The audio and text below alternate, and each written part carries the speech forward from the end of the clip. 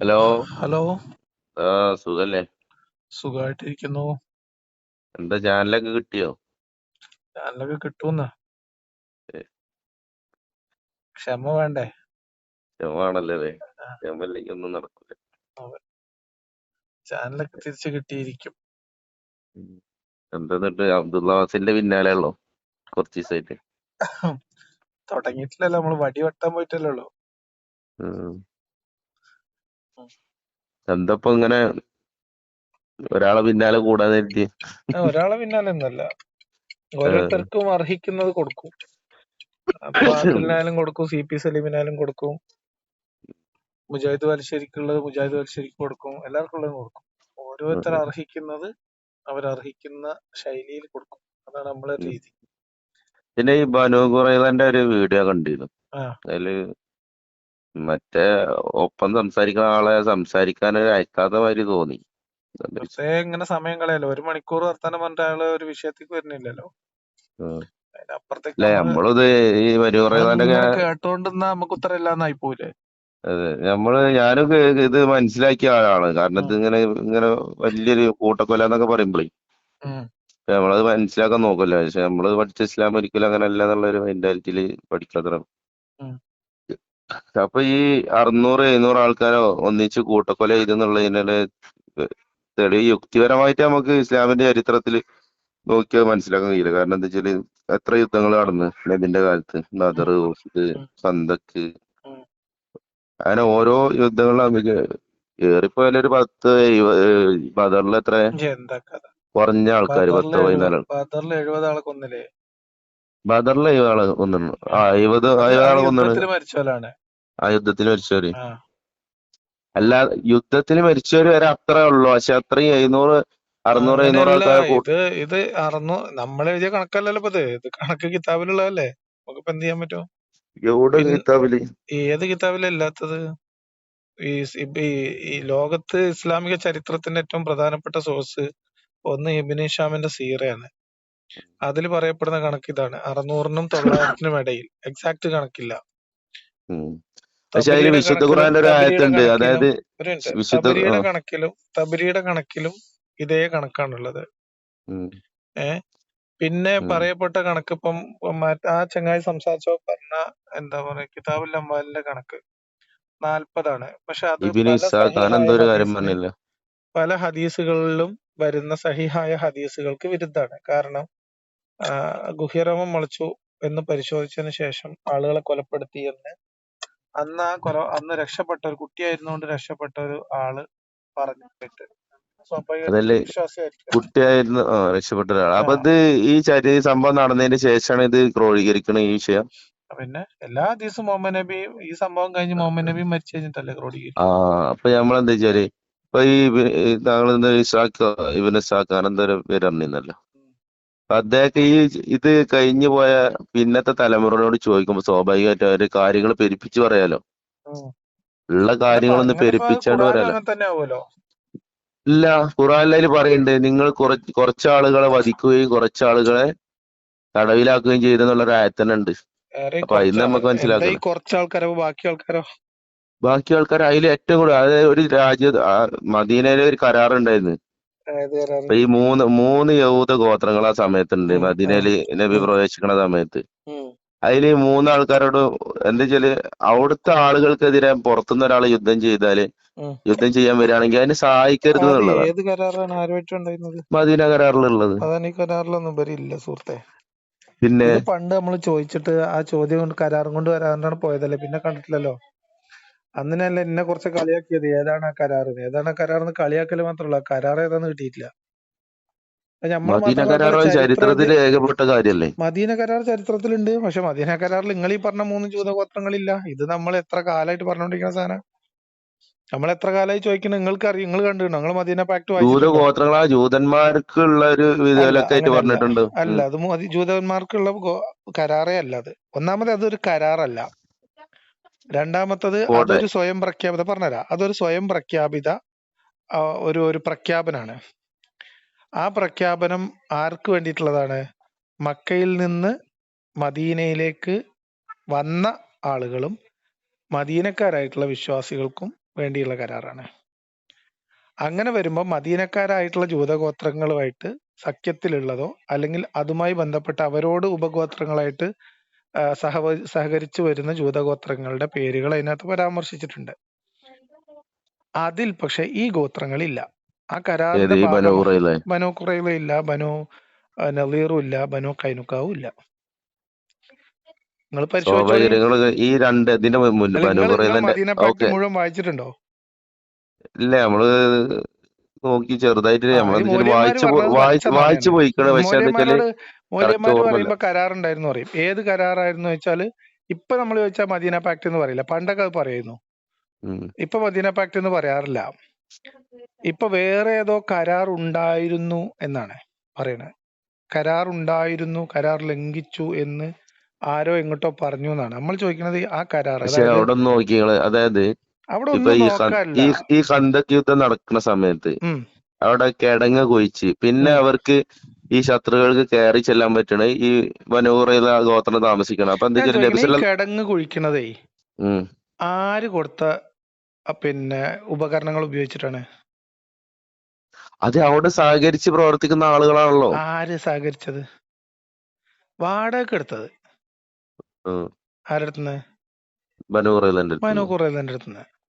പക്ഷെ അവിടെ എന്ത് മൺവെട്ടി വെച്ചാല് സാധനങ്ങളും പറഞ്ഞാലേ, ഇതൊക്കെ ശരി. മൺവെട്ടി സാധനങ്ങളൊക്കെ നിക്ക് ഈ സംഭവമൊക്കെ നിങ്ങൾ ഈ പറയപ്പെടുന്ന അവിടെ ഗേറ്റ് തുറന്നു കൊടുത്തു, അതിന് സമ്മർദ്ദം ഉണ്ടായി എന്നൊക്കെ പറയുന്ന ഭാഗമൊക്കെ ഇസ്ലാമിന്റെ ചരിത്രത്തിൽ നല്ല വെടിപ്പായി എഴുതി വെച്ചിട്ടുണ്ട്. അത് എന്താണ് സംഭവിച്ചത്, ഇപ്പൊ എങ്ങനെയാ സംഭവിച്ചത്, ഈ അവസാന അതിന്റെ ഇമ്പാക്ട് ഗോത്രാണ്. എന്താ, അതിനെന്തെങ്കിലും ഇമ്പാക്ട് ഉണ്ടായോ എന്ന് തുടങ്ങിയിട്ടുള്ള എല്ലാ കാര്യങ്ങളും ഇസ്ലാമിന്റെ ചരിത്രത്തിലുണ്ട്.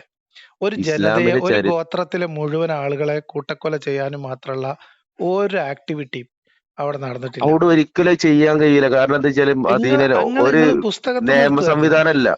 എന്ത് അല്ല, ഈ അങ്ങനെ ഒരു ഇത്ര ആളുകളെ സംവിധാനം നടന്നിട്ടില്ല. അങ്ങനെ ഒരു പ്രശ്നം ഈ മുസ്ലിങ്ങൾ ആകെ അപകടപ്പെടുത്താവുന്ന ഒരു പ്രവർത്തനം ഞാൻ ജൂതന്മാര് പറഞ്ഞുതരാം. സംഘടിതമായി ജൂതന്മാര് ചെയ്തിട്ടില്ല. അതിന് ഈ നിങ്ങൾക്ക് ഇതിന്റെ തെളിവില്ല. മുന്നത്തെ രണ്ട് ഗോത്രങ്ങൾ എന്താ സംഭവിച്ചത്? മുന്നത്തെ ആരാണ് രണ്ട് അവർക്ക് ഗോത്രങ്ങൾ എന്താ സംഭവിച്ചത് നിങ്ങൾ പറയും. അതെന്ന് പറയും. എന്തായിരുന്നു അവര് നാട് അവരുടെ കടത്തി. പ്രശ്നം? എന്തിന് അവര് ഇസ്ലാമിനെതിരെ ഒരുപാട് ശത്രുത കാണിച്ച്. ഇസ്ലാമിനെതിരെ ഏത് ശത്രുക്കളെ? നിങ്ങൾ ശത്രുക്കൾ എവിടുന്ന് ചരിത്രം അതായത് പഠിച്ചത് നിങ്ങൾ? ഇസ്ലാമിലുള്ള ഓരോ ചിലപ്പോ സ്ത്രീകളെ അവഹേളിക്കുക അല്ലെങ്കിൽ അവരെ എന്താ കൊന്നു കളഞ്ഞവരെ സംഭവം? നിങ്ങൾ ചെയ്താണ്. പറയും, ഫസ്റ്റത്തെ കേസ് പറയും, നമുക്ക് നോക്കാലോ. അതായത് ഫസ്റ്റത്തെ കേസ് നിങ്ങൾക്ക് അറിയോ? ഒന്നാമത് നബി സല്ലല്ലാഹു അലൈഹി വസല്ലമക്കെതിരെ കവിതകളിലൂടെ ഒരു അനാവശ്യം വിളിച്ച് പറഞ്ഞിരുന്നു. എഴുതിയാല് അനാവശ്യം വിളിച്ച് ആ സമൂഹത്തിൽ പാടി നടന്നിരുന്നു. അതിന്റെ ആര് പുറമെ അവര് ആര് ഉപദ്രവിക്കുകയും ചെയ്തിട്ടുണ്ട് ഈ യഹൂദ ഗോത്രങ്ങൾ. എന്താണ് നിങ്ങൾ പറയും? യഹൂദ ഗോത്രങ്ങള് ഒരു ജനതയുടെ വീടും കൂടും കുടുക്കയും കുട്ടികളെയും മുഴുവൻ അവരെയും കൊല്ലാനല്ല തീരുമാനിച്ചത്. പിന്നെ അവര് മുഹമ്മദിന്റെ കൂടെ ഉണ്ടായിരുന്ന ചില അറബ് ഗോത്രങ്ങളുടെ ഇടപെടൽ കൊണ്ടല്ലേ അവർക്ക് അവിടുന്ന് ഒന്നുമല്ല. രക്ഷപ്പെട്ടു പോകാൻ അത് പറ്റിയത്. നബിന്റെ കാരുണ്യം കൊണ്ടാണ്. കാരണം അല്ല, അവരവിടുന്ന് നാട് നിങ്ങൾ കടത്തി. ഈ പക്ഷെ ചരിത്രങ്ങൾ പുസ്തകത്തിൽ നിന്ന് അടക്കി വായിച്ചിട്ടുണ്ടോ? ഒന്നും വേണ്ട. ഈ രണ്ട് ഗോത്രങ്ങളോട് ചെയ്ത സമീപനമല്ല ബനൂ ഖുറൈളയോട് ചെയ്തത്. ആ അപ്പൊ ഇതെന്ത് മനസ്സിലാക്കുക? ആരെ എന്ത് വധിച്ചു? മനസ്സിലാക്കാം? ആ ആ വിധി ആരെ വിധിച്ചത്? സമയം ആയപ്പോഴത്തേക്ക് മുഹമ്മദ് കുറച്ചുകൂടി ശക്തനായിരുന്നു. ഒരിക്കലും അല്ല. അത്രേ ഉള്ളൂ. അവിടെ വിധിച്ചത് അവരുടെ മറ്റുള്ള വേദഗ്രന്ഥ പ്രകാരം രണ്ടാൾക്കാരോട് ചെയ്തത് യഹൂദ വേദഗ്രന്ഥമായിട്ടുള്ള തോറ പ്രകാരമാണ് അവിടെ നിയമം വിധിച്ചത്. അവര് പറഞ്ഞത് എന്താ അറിയോ? ഒരു മിനിറ്റ് തോറ പ്രകാരം വിധിക്കാൻ വന്ന ആളാണോ മുഹമ്മദ്? പക്ഷെ ആ കരാറിൽ എഴുതിയതാണ്. മുഹമ്മദ് വിധിച്ചതല്ല. മുഹമ്മദ് വിധിച്ചതല്ല. അത് കരാറില് ഈ മദീന കരാറിലുള്ള സംഗതിയാണ്. എന്ത്? ഈ അതായത് അവരുടെ കരാർ വായിച്ചിട്ടില്ലല്ലോ. പിന്നെ ഞാൻ വായിച്ചാണ്. പക്ഷെ നമ്മള് ഫുള്ള് കറക്റ്റ് മനപ്പാടാക്കിയിട്ടില്ല. നമുക്ക് ഇപ്പൊ വേണമെങ്കിൽ എടുത്ത് വായിക്കാം. നിങ്ങൾ പറഞ്ഞാൽ മതി. ഏത് കരാർ ലംഘനം, അതിന് എന്ത് ശിക്ഷ നടപ്പിലാക്കും, എന്താണ് ഈ ശിക്ഷ നടപ്പിലാക്കുന്നതുമായി ബന്ധപ്പെട്ട് മദീന കരാറിലുള്ളത്? എന്ത് ക്രിമിനൽ ആക്ടിവിറ്റിയാണ്? അവിടുത്തെ ഗൃഹ്യരോമം മുളച്ച മുഴുവൻ ആണുങ്ങളെയും കൊന്നിട്ട് അവരുടെ സമ്പത്ത് മുഴുവൻ തട്ടിയെടുത്ത് അവരുടെ കുട്ടികളെ സ്ത്രീകളെ അടിമകളാക്കി പിടിക്കാനും മാത്രമുള്ള എന്ത് പ്രശ്നമാണ് അവിടെ സംഭവിച്ചത്? പറയുക. അവിടെ ആരത് വിധി കൽപ്പിച്ചു അതെന്ന് പറയും. അത് നിങ്ങൾക്ക് അറിയോ ഇതിനാ കഥ? ഞാൻ പറയാം. പറയും. സഅദ് ബിൻ മുആദ്, അതായത് നബി സല്ലല്ലാഹു അലൈഹി വസല്ലം ഇസ്ലാമിന്റെ കീഴിൽ അദ്ദേഹം വരുന്നതിന് മുമ്പ് ഹൈബറിൽ ഖന്തക്ക് യുദ്ധത്തിൽ പരിക്ക് പറ്റിയിട്ട് തിരിച്ചു പോയിരുന്നു. അത് നിങ്ങൾക്ക് അറിയോ? ഖന്തക്ക് യുദ്ധത്തിലെ പരിക്കും പറ്റിയിട്ടേ അങ്ങോട്ട് തിരിച്ചു പോയിരുന്നു. അത് നിങ്ങൾക്ക് അറിയോ? ആ പരിക്ക് പറ്റിയ സമയത്ത് സഅദ് ബിൻ മുആദ് പ്രാർത്ഥിച്ചത് എന്താ നിങ്ങൾക്ക് അറിയോ? നിങ്ങൾക്ക് അറിയോ? പറയും നിങ്ങൾക്ക് അറിയില്ലല്ലോ. പറഞ്ഞോളി. ഈ ബനു കുറേളക്കാരെ മുഴുവൻ ഇല്ലാതാക്കുന്നത് വരെ എന്റെ ആയുസ് നീട്ടിത്തരണേന്ന്. പക്ഷെ അവിടെ അതല്ല, ആ സഅദ് മുആദിനെ തന്നെ നബി ആ ആളയച്ചു വരുത്തിയില്ലേ? ആ സഅദിബ്നു മുആദിനെ കൊണ്ടല്ല, ഒരിക്കലല്ല. ആ സഅദ് മുആദിനെ മുഹമ്മദ് നബി ആളയച്ചു വരുത്തിയോ? പക്ഷെ അതല്ല, ഞാൻ ഒരു കാര്യം പറഞ്ഞതാ. ഇനി അതായത് നിങ്ങൾ ഈ ഇതൊക്കെ ബനു കഴിഞ്ഞിട്ട് ഖുറൈളയില് ഇവരെ പിടിക്കാനും വേണ്ടി ഒരു ചെന്ന് ന്യായവും ഇല്ല നിങ്ങൾക്ക്. അവിടെ ഇവരെ ഉപരോധിക്കാനും വേണ്ടി ചെന്ന സമയത്ത് തന്നെ അവിടെ പല ഒരു മുസ്ലിമിനെ മേത്തുകൂടെ കല്ലുരുട്ടിട്ട് വരെ ചെയ്താക്കിയാണ്. ഏത് കഥയാണ് പറയണത്? എന്ത് കഥ? ഈ എന്തൊക്കെ ബനു കഥകൾ ഖുറൈളത്തെ കാര്യം തന്നെയാണ് എന്ത് പറയുന്നത്. കഥകൾ പറയണേ? മുഹമ്മദ് നബി ഇത് ബനു നളീറിന്റെ ആണോന്നാണ് എന്റെ ഓർമ്മ. ബനു നളീറാണോ കൈനുക്കാവാണല്ല. അവരുടെ അടുത്ത് ഈ ഒരു പ്രശ്നം, ആ സ്ത്രീനെ അപമാനിച്ചു എന്ന് പറയുന്ന പ്രശ്നം ചോദ്യം ചെയ്യാം, അതിനെക്കുറിച്ചുള്ള തർക്കം, പിന്നെ അങ്ങോട്ടും ഇങ്ങോട്ടും അടിയായി, ഒരാൾ മരിച്ചു. ഇതുമായിട്ട് ബന്ധപ്പെട്ട് സംസാരിക്കാൻ ചെന്ന മുഹമ്മദ് നബിന്റെ മുകളിലേക്ക് കല്ല് കോട്ടന്റെ മുകളിൽ മുഹമ്മദ് നബിന്റെ മേൽക്കല്ല, ഒപ്പുള്ള സാബിന്റെ മേൽക്കല്ലേ. മുഹമ്മദ് നബിന്റെ മേലേക്ക് കല്ല് ഇടാൻ വേണ്ടിയിട്ട് അവർ ഗൂഢാലോചന നടത്തി എന്ന് ജിബ്രീൽ നബിക്ക് അറിവ് കൊടുത്തു. ഇപ്പൊ നബി ഇറങ്ങിപ്പോയി എന്നാണ് കഥ. ഇതൊക്കെ ആർക്കും പറഞ്ഞൂടെ? ഇപ്പൊ നിങ്ങൾ ഇന്നെ കൊല്ലാൻ വേണ്ടി പദ്ധതി ഇടുന്നതായിട്ട് ഞാൻ സ്വപ്നം കണ്ടു പറഞ്ഞിട്ട് ഞാൻ നിങ്ങളെ വീട്ടിലുള്ളവരൊക്കെ കയറി വെട്ടാൻ തുടങ്ങിയ എവിടെ ചെന്ന് നിൽക്കൂത്? ഇതിലെന്ത്? ഞാൻ ചോദിക്കുന്നത് എന്ത്? മുഹമ്മദ് നബി ഇതിനൊക്കെ എങ്ങനെ ന്യായീകരിക്കാൻ പറ്റുന്നത്? വിധി കൽപ്പിച്ചു എന്നുള്ളതിന് വ്യക്തമായ തെളിവുണ്ട്. കാരണം സഅദ് ബിൻ മുആദക്ക് ബനു ഖുറൈളയെ ഇല്ലാതാക്കണം എന്നതിന് കൃത്യമായ ആഗ്രഹം. ഞാൻ പറഞ്ഞു തരാം. ഞാൻ പറയണത് കേൾക്കും. ഒക്കെ നിങ്ങൾ പറഞ്ഞു കേൾക്കണം എന്നാണ് നടക്കും. അല്ല, നിങ്ങൾ എന്തേലും പറഞ്ഞിട്ട് കാര്യമല്ലോ. അല്ല, എന്തേലും പറയല്ല. ഈ എനിക്കറിയാവുന്ന സഅദ് ബിൻ മുആദ് ബനു ഖുറൈളയുമായി സഹകരിച്ചു പ്രവർത്തിക്കുന്ന ഒരു ഗോത്രത്തിന്റെ തലവനായിരുന്നു ആദ്യം. അതുകൊണ്ടാണ് അവര് പറഞ്ഞത്, യഹൂദികളോട് ചോദിച്ച് ആരാണ് നിങ്ങൾക്ക് വിധി പറയേണ്ടത് ചോദിച്ചാൽ ഞങ്ങൾ സഅദ് ബിൻ മുആദ് വിധി പറഞ്ഞാൽ മതി. അവര് പറഞ്ഞത് കൊണ്ടാണ് മുആദ് വിധി കൽപ്പിച്ചാൽ മതി എന്ന് അവരാവശ്യപ്പെട്ടത്. നിങ്ങൾ ഒരു തെളിവ് എനിക്ക് തന്ന അവരാവശ്യപ്പെട്ട തെളിവുണ്ട്. കാരണം നബി സല്ലല്ലാഹു അലൈഹി വസല്ലം വിധിക്കുമ്പോ അവർക്ക് കൂടുതൽ കഠിനമായ ശിക്ഷ ഉണ്ടാവുന്ന കരുതിയിട്ടാണ്. ഉണ്ടല്ലോ ഇപ്പൊ നിങ്ങൾ പറഞ്ഞ സ്റ്റേറ്റ്മെന്റ്, അതായത് സഅദ് ബിൻ മുആദയാണ് ഞങ്ങൾക്ക് വേണ്ടത് എന്ന് ജൂതന്മാർ ആവശ്യപ്പെട്ടു എന്ന് പറയുന്ന ഭാഗങ്ങൾ പറഞ്ഞു തന്നാ മതി. നിങ്ങളത് എവിടെ വായിച്ചിരിക്കണേ? അങ്ങനെ ഒരു സംഭവം ഇല്ല. വായിച്ചോളെ. പുസ്തകം ഏതാന്ന് പറയണേ. നെറ്റിൽ സെർച്ച് ചെയ്താൽ മതി. നെറ്റിൽ വല്ല മൂല്യന്മാരെ എഴുതിയത് പോരാട്ടോ, ഗ്രന്ഥത്തുനിന്ന് വേണേ.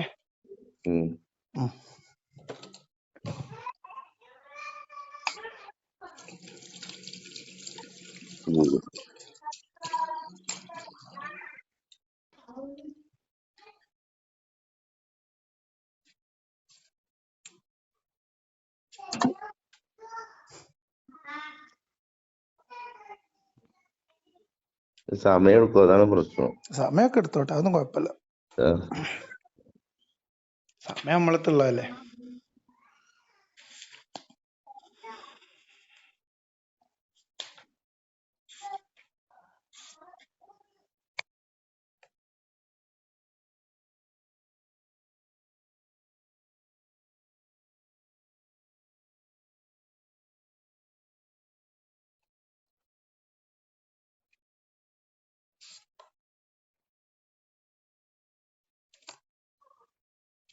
അത് കുറച്ച് സമയം എടുക്കും. ഇപ്പൊ ഇങ്ങനെ സംസാരിക്കാതിരിക്കുമ്പോൾ ഒരു പ്രശ്നം. അതൊന്നും കുഴപ്പമില്ല.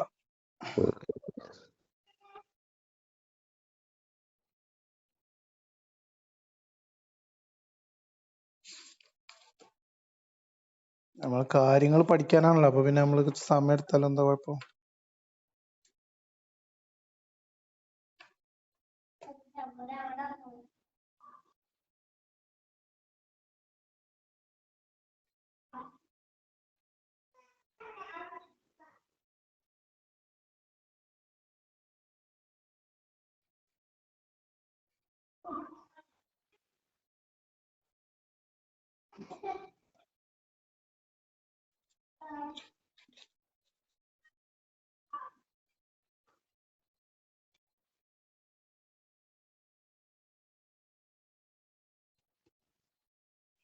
ഞങ്ങൾക്ക് കിട്ടാൻ ബുദ്ധിമുട്ടുണ്ടാവും. സഅദിന്റെ മധ്യസ്ഥം ഞങ്ങൾക്ക് ഹുസൈൻ ഹൈക്കലിന്റെ മുഹമ്മദ് എന്ന് പറഞ്ഞ പുസ്തകത്തിന്റെ 409 പേജ് ഞാൻ വായിച്ചു തരാം. ഉം. പറഞ്ഞോളി. ആരോടാ ചോദിച്ചതെന്നുള്ളത് കേട്ടോ. ഔസ് ഗോത്രത്തിലെ ഒരു സംഘം പ്രവാചകനെ സമീപിച്ച് പറഞ്ഞു, തിരുദൂതരെ, ഖസ്റജ് ഗോത്രത്തിന്റെ സഖ്യകക്ഷികളുടെ ഒരാവശ്യം സ്വീകരിച്ചതുപോലെ ഞങ്ങളുടെ സഖ്യകക്ഷിയിൽ നിന്ന് സ്വീകരിക്കുകയില്ലേ? ഔസ് ഗോത്രമേ, അപ്പൊ കേട്ടോട്ടോ, ഔസ് ഗോത്രമേ, എനിക്കും നിങ്ങളുടെ സഖ്യകക്ഷികൾക്കും ഇടയിൽ ഒരു മധ്യസ്ഥനെ നിശ്ചയിക്കുന്നത് നിങ്ങൾക്ക് സമ്മതമാണോ? പ്രവാചകൻ ചോദിച്ചു. അവർ അത് സമ്മതിച്ചു. മനസ്സിലായോ? അവർക്ക് ഇഷ്ടമുള്ള ഒരാളെ മധ്യസ്ഥനായി തെരഞ്ഞെടുത്തു കൊള്ളാൻ പ്രവാചകൻ ആവശ്യപ്പെട്ടു. കാത്തിരിക്കുന്ന ദുർവിധി അള്ളാഹുവിന്റെ ഓർക്കാതെ അവർ തെരഞ്ഞെടുത്തത് ദുർവിധി ഓർക്കാതെ അവർ തെരഞ്ഞെടുത്തത് സഅദ് ബിൻ മുആദിനെ ആയിരുന്നു. ആര് തെരഞ്ഞെടുത്തത്? ഔസ് ഗോത്രം. ബനൂ ഖുറൈളല്ല. എന്താണ് എന്താണ് ദുർവിധി? എന്താണ് ദുർവിധി? കിടങ്ങുകൾ കുഴിച്ചിട്ട് ആ യുദ്ധത്തിനിടയിൽ എന്താ പറയാ, പരിക്ക് പറ്റി പോകുന്നതിനിടയിൽ ഈ പറഞ്ഞ ചങ്ങാതിയുടെ പ്രതിജ്ഞ ഉണ്ട്, ബനൂ ഖുറൈളയുടെ അവസാനം കാണുന്നത് വരെ എന്റെ ആയുസ് നീട്ടിത്തരണേ എന്നുള്ളത്. അത് മുഹമ്മദ് നബിക്ക് അറിയാം. മനസ്സിലായോ? പക്ഷെ അവരവിടെ ഇതിപ്പോ നിങ്ങൾ പറയണ കറക്റ്റ്. അപ്പൊ എന്താ വെച്ചാൽ ഏതെങ്കിലും എവിടുന്നെങ്കിലും എടുത്ത് വായിക്കലല്ലേ? കൂടുതൽ ചരിത്രം ഏതിലാ രേഖപ്പെട്ടാണ്? ബനൂ ഖുറൈള അങ്ങോട്ട് ആവശ്യപ്പെട്ടതാണല്ലോ. ബനൂ ഖുറൈള ആവശ്യപ്പെട്ടതല്ലാന്ന് അതല്ലേ പറഞ്ഞത്. ഇത് ബനൂ ഖുറൈള ആവശ്യപ്പെട്ടതാണ്. ബനൂ ഖുറൈള ആവശ്യപ്പെട്ടതല്ലെങ്കിൽ ഒരിക്കലും നബി സല്ലല്ലാഹു അലൈഹി വസല്ലം ആവശ്യപ്പെടുന്നത്. അത് ആരെങ്കിലും എഴുതി വെച്ച് നമുക്ക് ഇതാക്കാൻ പറ്റില്ലല്ലോ. ഏതിലാ പറയണത്? ഏത് ഹദീസിലാണെന്ന്? ഏത് ഹദീസല്ല ഞങ്ങൾക്ക് വായിച്ചു തന്നത്? ഇസ്ലാമിന്റെ ചരിത്ര പുസ്തകമാണ്. ചരിത്ര ഹദീസ് റെഫറൻസ് ആണല്ലോ. നിങ്ങൾ റെഫറൻസ് നിങ്ങൾ എടുത്തോളി, ഞാൻ വെയിറ്റ് ചെയ്യേ. ഞാൻ എന്റെ കയ്യിലുള്ള ഒരു പുസ്തകം ഇപ്പൊ മറിച്ച് നിങ്ങൾക്ക് വായിച്ചു തന്നോളേ. ഞാൻ കാത്തിരിക്കല്ലേ.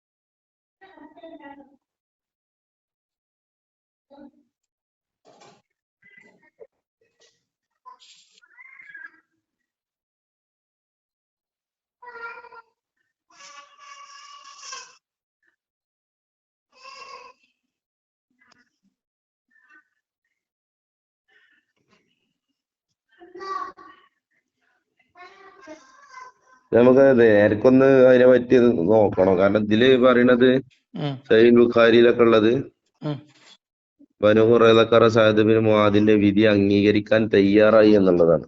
ബനൂ ഖുറൈളക്കാരുടെ മുന്നില് നിങ്ങൾ നേരത്തെ പറഞ്ഞത് ബനൂ ഖുറൈളക്കാരാണ് ആവശ്യപ്പെട്ടത് എന്നാണ്.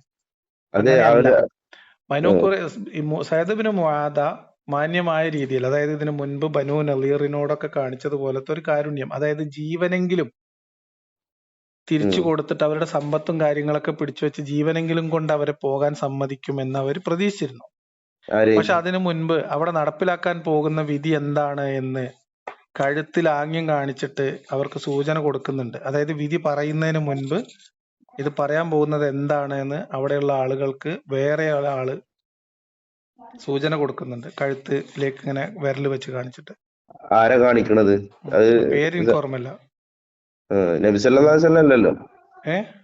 നബി സല്ലല്ലാഹു അലൈഹി വസല്ലം അല്ലല്ലോ കാണിക്കണത്. നബി അല്ലാന്ന്. നബിയുടെ ഉദ്ദേശം ഇതാണ് ഇവർക്ക് വിധിക്കാൻ പോകുന്നത് എന്ന് അവര് ഇതെല്ലാം അറിഞ്ഞുകൊണ്ട് ഇസ്ലാമിന്റെ ചരിത്രത്തിൽ പറയണത് ഇത് ദൈവിക വിധിയാണെന്ന്. കാരണം എന്താ വെച്ചാല് ദൈവിക വിധിയാണ് എന്ന് ഇപ്പൊ മുഹമ്മദ് നബി ദൈവത്തിന്റെ പ്രവാചകനാണെന്ന് ഖുറാനിലില്ലേ? അതുകൊണ്ട് അതല്ല, നബി സല്ലല്ലാഹു അലൈഹി വസല്ലം ആണ് ഇത് വിധിക്കുന്നത്. ഒരു പക്ഷെ അവരെ നാട് കടത്താൻ സാധ്യതയുള്ളൂ. നിങ്ങൾ പറയുന്നത് ഒരു ഗോത്രത്തിലെ മനുഷ്യർ, ആ ഗോത്രത്തിലെ പുരുഷ ലക്ഷണം കാണിച്ച മുഴുവൻ മനുഷ്യരെയും കുറച്ച് ആളുകൾ നിന്നിട്ട് കുറച്ച്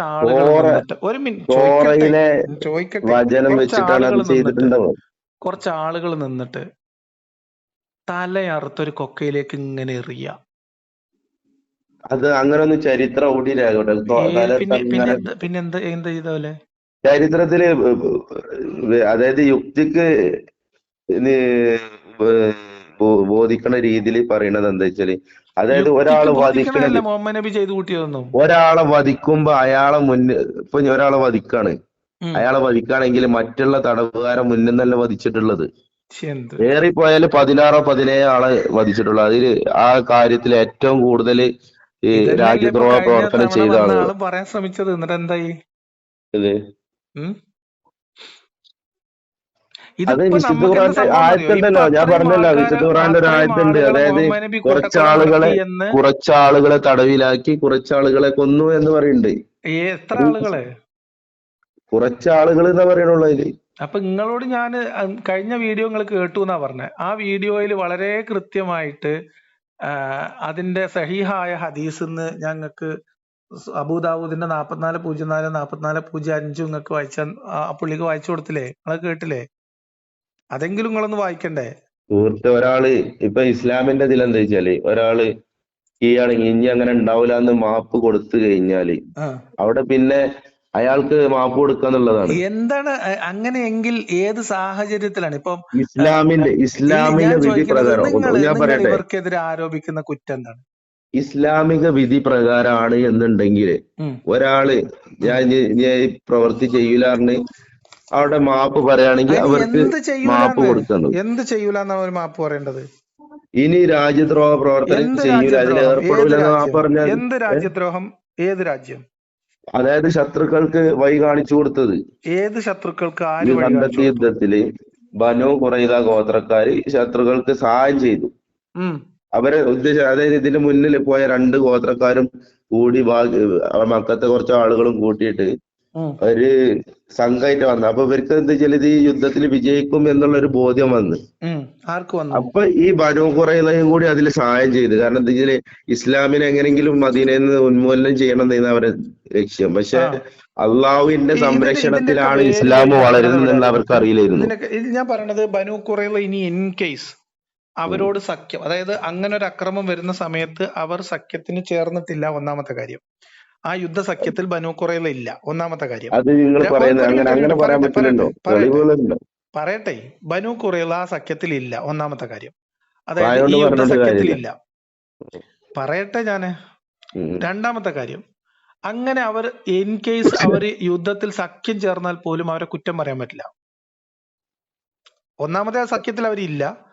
സഖ്യത്തിൽ ചേർന്നാൽ പോലും അവരെ കുറ്റം പറയാൻ പറ്റില്ല.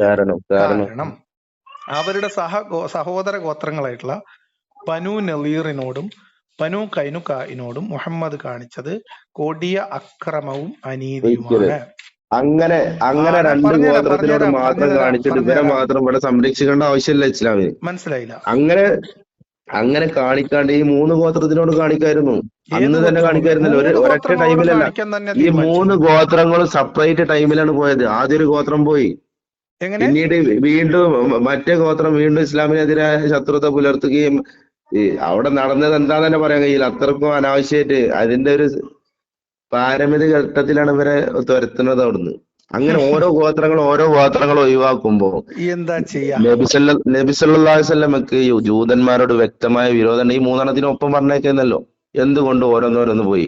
അപ്പൊ അതിൽ നിന്ന് മനസ്സിലാക്ക ഓരോരുത്തര്, അതായത് ഓരോ ഗോത്രങ്ങളിൽ ശത്രുത കാണിച്ചുകൊണ്ട്. ഞാൻ ചോദിക്കട്ടെ, മദീനയുടെ പിന്നെ മുഹമ്മദ് ഉണ്ടാക്കിയ ഒരു രാജ്യത്തിന് അടുത്ത് താമസിക്കുന്ന മനുഷ്യർ അവർക്ക് വേറെ പ്രത്യേകിച്ച് അവകാശങ്ങളൊന്നുമില്ലേ? ഈ മുഹമ്മദിന്റെ അവകാശത്തിന് പ്രശ്നമല്ല. പിന്നെന്താ പ്രശ്നം? ഇന്ന് നിങ്ങൾ പറയൂ, എന്താണ് ഞാൻ പറയട്ടെ, ഇന്ന് കേരളത്തിൽ ഞാൻ പറയണെങ്കിൽ ഇന്ന് കേരളത്തിൽ പല മതങ്ങളും ഒന്നിച്ചാണ് കഴിയണത്. മുസ്ലിങ്ങൾ കരുതാണ്, ഇപ്പൊ ഇന്ന് മലപ്പുറം ജില്ലയിലെ മുസ്ലിങ്ങൾ കരുതാണ് ഞങ്ങൾ ഹിന്ദുക്കളെ മൊത്തം ആട്ടി ഓടിക്കാണ്, ഇവിടെ നടക്കൂലാണ്ട് ഇറങ്ങിയാലാണ് പ്രശ്നങ്ങൾ ഉണ്ടാവും. അങ്ങനെ ആരാട്ടി ഓടിക്കാൻ ഇറങ്ങിയത്? നിങ്ങൾ പറയും. അത് അവർക്ക് ഇപ്പൊ മുസ്ലിങ്ങൾക്കെതിരെ ഹിന്ദുക്കള്, നിങ്ങളൊന്ന് ആലോചിക്കുക. ഇപ്പൊ ബനൂ ഖുറൈള ഇപ്പൊ ഹിന്ദുക്കളാണ് കരുതുക, ഇവിടെ മുസ്ലിങ്ങള് മുഹമ്മദിന്റെ ആൾക്കാരും. അങ്ങനെ ഈ ഹിന്ദുക്കൾ കൃത്യമായിട്ട് പറയും. ഹിന്ദുസ് വന്ന് കണ്ട് ഈ ഓരോരുത്തർ അല്ലെങ്കിൽ ഈ സ്ത്രീകളെയും കുട്ടികളെയും അല്ലെങ്കിൽ ബാക്കിയുള്ള ആളുകളെയും ഇപ്പൊ ഉത്തരേന്ത്യയിലൊക്കെ നടക്കുന്നുണ്ട്. ഉം. അങ്ങനെ ആവുമ്പോ സ്വാഭാവികമായിട്ടും പ്രതികരിക്കേണ്ടി വരും. അതാ ഞാൻ പറഞ്ഞത്, അങ്ങനത്തെ എന്ത് സംഭവമാണ് മുഹമ്മദിന്റെ ഇസ്ലാമിനെതിരെ മദീനയിലെ ഈ 3 ഗോത്രങ്ങൾ ചെയ്തത്? അതല്ല ഇങ്ങോട്ട് ചോദിക്കണേ. അവിടെ ഞാൻ ആദ്യ പറഞ്ഞല്ലോ ഒരു ഗോത്രത്തിനെതിരെ ഒരു മിനിറ്റ്, ഒരു ആദ്യ സ്ത്രീയെ ഗോത്രത്തിനെതിരെ കൊല ചെയ്തെന്ന് പറഞ്ഞല്ലോ. സ്ത്രീയെ ആദ്യ മാത്രമല്ല, ഗോ പല സംഭവങ്ങളും ഉണ്ടായിട്ടുണ്ട്. ഒന്ന് പറയൂ, ഒരെണ്ണം പറയും. ആദ്യ ഞാൻ ജൂത ഗോത്രത്തിൽ ഒരു സംഭവം ആദ്യം ഉണ്ടാവുമല്ലോ. ആദ്യം ഉണ്ടായ അതെ. സംഭവം എന്താണ്? നിങ്ങൾ പറയും. അപ്പൊ ഈ ചരിത്രത്തില് ഇത് നമുക്ക് നേരെ പരിചാലത്ത് കിട്ടുള്ളൂ. നമ്മൾ ഫോൺ വിളിച്ചുകൊണ്ടിരിക്കുമ്പോ അത് എങ്ങനെ മനസ്സിലാക്കാൻ വേണമെങ്കിലും കഴിയും. പരതിക്കോളി, നമ്മൾ ഇതൊന്നും പരതാത്ത ആൾക്കാരല്ലല്ലോ. കാരണം ഒരു സംഗതി ഉണ്ടാവണമെന്നുണ്ട്. ഇപ്പൊ ഒരു യുദ്ധം ഉണ്ടാവണമെങ്കിൽ ഒരു കാരണം ഉണ്ടാവില്ല. ഒരു കാരണമില്ലാതെ ഒരാൾ തമ്മിൽ വൈരാഗ്യം ഒരു ഉണ്ടാവില്ലല്ലോ. കാരണവും ഇല്ലാതെ ഉണ്ടായ യുദ്ധങ്ങളാണ്. ഇപ്പൊ ഉണ്ടാവൂല. ഒന്നാമത്തെ യുദ്ധം ബദറിന്റെ കാരണം എന്തായിരുന്നു? ബദറിന്റെ കാരണം എന്ത് ചെയ്യുന്നു? എന്തായിരുന്നു നിങ്ങൾ പറയും. അതായത് ഒന്നാമത് നബി സല്ലല്ലാഹു അലൈഹി വസല്ലം ഒരു പ്രവാചകനാണ്. ആരാണ് ആദ്യമായിട്ട് പിന്നെ പടപ്പുറപ്പാട് നടത്തിയത്? പടപ്പുറപ്പാട് നടത്തിയത് അവരാണ്. ഏത് സമയത്ത്? മക്കക്കാര്. എപ്പോ? അവര് പടപ്പുറപ്പാട് നടത്തി എന്ന് മുഹമ്മദ് നബി നബി അറിഞ്ഞതിന് ശേഷമാണോ 313 ആളെയും കൊണ്ട് മുഹമ്മദ് നബി പോയത്? അള്ളാഹുവിന്റെ കൈ വെച്ചിട്ട് നബിക്ക് അറിയിച്ചു കൊടുത്ത് അവരിറങ്ങിയിട്ടുണ്ടെന്ന്. എന്നിട്ട് അവിടെ വെച്ചിട്ട് ബദർ നടക്കണത്. ബദർ നടക്കണ അപ്പോഴാണോ 313 ആൾക്കാരെയും അണിനിരത്തി മുഹമ്മദ് നബി ബദറിലേക്ക് യാത്ര പോയത്? അറിയിച്ച് അതായത് അള്ളാഹ് അറിയിച്ചതിന്റെ ശേഷം അതായത് അബൂജഹലിന്റെ സംഘം അവിടുന്ന് മുഹമ്മദ് നബിയെ തീർക്കാൻ വേണ്ടി പിന്നെ കച്ചകെട്ടി യുദ്ധസന്നാഹവുമായിട്ട് വരുന്നു എന്ന വിവരം മുഹമ്മദ് നബിനെ ഒരുങ്ങുന്നുണ്ട്. ഇസ്ലാമിനെതിരെ ഒരുങ്ങുന്നുണ്ട്. അതിന് രണ്ട് വിഭാഗം ഉണ്ടാവും. ഒന്നില്ലെങ്കിൽ നമ്മളെ ഒരു കച്ചവട സംഘം നിങ്ങൾ ക്ലിയർ ആയിട്ട് പറയേ. അബൂജഹലിന്റെ 1000-ഓളം വരുന്ന സംഘം മുഹമ്മദ് നബിയെ മദീനയിലും ജീവിക്കാൻ സമ്മതിക്കൂല എന്ന് പറഞ്ഞിട്ട് കൊല്ലാൻ വേണ്ടി അവിടുന്ന് പടപ്പുറപ്പാട് നടത്തിയതിനു ശേഷമാണോ മുഹമ്മദ് നബിയും സംഘവും ഇവിടെ 313 ആൾക്കാരെ അണിനിരത്തിയിട്ട് ഒരുങ്ങി തയ്യാറായത് എന്നാ ചോദിച്ചത്? അതെ, അതായത് ഇത് രണ്ട് കാര്യം ആണോ അല്ലേ എന്ന് നിങ്ങൾ വിശദീകരിച്ചോളൂ. ആണ് അതുകൊണ്ട് തന്നെയാണ്. പക്ഷെ നിങ്ങൾ അതിന്റെ റെഫറൻസ് ഒന്ന് പറഞ്ഞു. അതില് നബി സല്ലല്ലാഹു അലൈഹി വസല്ലം മനസ്സിലാക്കിയ രണ്ട് കാര്യം. ഒന്നില്ലെങ്കിൽ നബിയുടെ മനസ്സിലാക്കലല്ല ഞാൻ ചോദിച്ചത്, ഖുറൈശികളുടെ ആക്ഷൻ ആണ് ചോദിച്ചത്. നബിയുടെ മനസ്സിലാക്കലിന് പ്രാധാന്യമില്ല. പിന്നെ നബിയുടെ മനസ്സിലാക്കലിന് യാതൊരു പ്രാധാന്യമില്ല. കാരണം മുഹമ്മദ് നബി മക്കയിലിരിക്കുമ്പോ മുഹമ്മദ് നബി പറയുന്നുണ്ട് നിങ്ങൾക്ക് ഞാൻ കൂട്ടക്കൊല കൊണ്ടുവരും എന്ന്. അത് അള്ളാഹ് അറിയിക്കണ കാര്യമാണ്. ഒരു ജനതയുടെ മേൽ കൂട്ടക്കൊല കൊണ്ടുവരുന്നു പറഞ്ഞ് ഭീഷണിപ്പെടുത്തണാണ് അള്ളാഹ് അറിയിച്ചു കൊടുക്കുന്നത്. ഇതാണ് നിങ്ങൾ മക്കയിൽ ഉണ്ടായിരുന്നു എന്ന് പറയുന്ന പിന്നെ എന്താ പറയാ ഈ മക്കക്കാരായിട്ടുള്ള ബൗദ്ധ വിശ്വാസികളെതിരെ ഈ ഒരു 313 ആൾക്കാരായിട്ട് യുദ്ധത്തിന് ഇറങ്ങാൻ എവിടുന്ന ധൈര്യം കിട്ടുന്നത്? എന്തിനാണ്? മക്കാരായിട്ടുള്ള മുശ്രിക്കുകൾക്കെതിരെ 313 പേർക്കെതിരെ അല്ല മുഹമ്മദ് നബി മക്ക ഖുറൈശികളുടെ പടക്കെതിരെ അല്ല മുഹമ്മദ് നബി 313 ആളെ അണിനിരത്തിയത്. 20 പേരോ 30 പേര് താഴെയുള്ള ഒരു കച്ചവട സംഘത്തെ കൊള്ളയടിക്കാനാണ്. സുഹൃത്ത്, ബാലിശമായ വർത്തമാനം ചരിത്രത്തിൽ ആ കാര്യം ഞാൻ പറഞ്ഞുതരാം. ആ കച്ചവട സംഘം ഉണ്ടല്ലോ, ആ കച്ചവട സംഘത്തിന്റെ ഇപ്പൊ നിങ്ങൾ പറഞ്ഞ കച്ചവട സംഘം, അയാളെ പേര് മറന്ന് പിന്നീട് അബൂ സുഫിയാന്റെ കച്ചവട സംഘം ആ മക്കത്തുള്ള ഓരോ കുടുംബത്തിനും അതിൽ പങ്കുണ്ട്. മക്കത്തുള്ള ഓരോ കുടുംബത്തിനും പങ്കുണ്ട്. അദ്ദേഹത്തിന്റെ മുഹമ്മദ് നബി കച്ചവടത്തിന് പോയിട്ടില്ലേ? അതെ. മക്കാരുടെ വരുമാന മാർഗം എന്തായിരുന്നു? വ്യാപാരം തന്നെ അല്ലേ? അപ്പൊ അവരുടെ ഉപജീവന മാർഗമായിട്ടുള്ള കച്ചവടത്തിന് ഒരു സംഘം അവിടുന്ന് പോകുമ്പോ, പഴയ കാലത്ത് ഇത്തരം ദീർഘദൂര ഷാമിലേക്കൊക്കെ ഉള്ള കച്ചവട സംഘങ്ങൾ പോകുമ്പോ അവരവരുടെ കയ്യിലുള്ള കച്ചവട മുതലുകൾ അതിൽ ഏതെങ്കിലും ഒരാളെ ഏൽപ്പിക്കുകയും ആ കച്ചവടത്തിൽ എല്ലാവരും പങ്കാളികളാവും ചെയ്യും. കാരണം എല്ലാവർക്കും ജീവിക്കണ്ടേ? സ്വാഭാവികല്ലേ? അതിലെന്തെങ്കിലും പ്രശ്നം കാണുന്നത്? പക്ഷെ വേറൊന്നുണ്ട്, ഇത്രയും വലിയൊരു കച്ചവട സംഘം പോകുമ്പോ വെറുതെ കയ്യും വീശി പോവില്ലല്ലോ ഒരാളും. ഇല്ല, പോവില്ല. അവിടെ അവർക്ക് വ്യക്തമായ സൈനിക ആളുകൾ ഉണ്ടാവും, അല്ലാതെ വെറുതെ കയ്യും വീശി.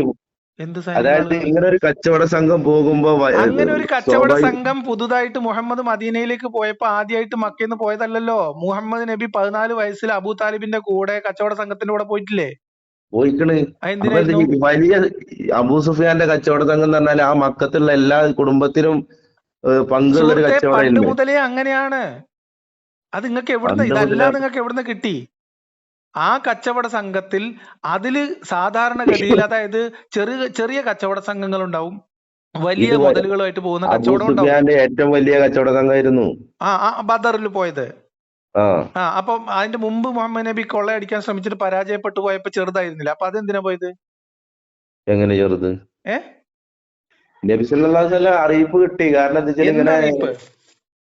ഈ ശത്രുക്കള് ഒരുങ്ങിയിട്ടുണ്ട് എന്നുള്ള അറിയിപ്പ് എന്തിന്? കിട്ടി. അപ്പൊ അതിനുള്ള എന്തിന്? പ്രതികരണം എന്നുള്ള നിലക്ക് ഏത് നബി സല്ലല്ലാഹു ശത്രുക്കൾ അലൈഹി വസല്ലം അറിഞ്ഞിട്ടുണ്ട്. എന്തിനൊരുങ്ങിയെന്ന അറിയിപ്പ്? ആരുടെ അറിയിപ്പ്? യുദ്ധം എന്നുള്ളത് തന്നെയാണ് അത്. നബി സല്ലല്ലാഹു അലൈഹി വസല്ലം മനസ്സിലാക്കിയത് കച്ചവട സംഘം ആയിരിക്കും എന്നായിരുന്നു. അങ്ങനെ മനസ്സിലാക്കാലോ. എങ്ങനെ അതുകൊണ്ടല്ല അങ്ങോട്ട് മനസ്സിലായില്ല?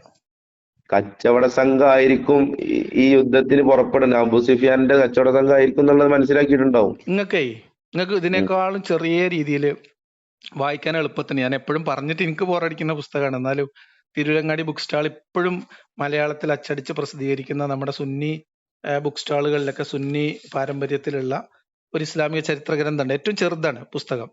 നൂറുൽ യഖീൻ എന്നാണ് ആ പുസ്തകത്തിന്റെ പേര്. 2 രീതിയിൽ കിട്ടും. ഒരു 250-300 പേജുള്ള ഒരു ഒറ്റ പുസ്തകമായിട്ട് കിട്ടും. 2 വോള്യമായിട്ട് അറബിയൊക്കെ ചേർത്തുള്ളതും കിട്ടും. ഞാൻ അതിന്റെ ചെറിയ പുസ്തകത്തിൽ നിങ്ങൾക്ക് വായിച്ചു തരാം. യുദ്ധത്തിന്റെ തുടക്കം. നിങ്ങൾ കേട്ടോട്ടോ, ശ്രദ്ധിച്ചു കേട്ടോ.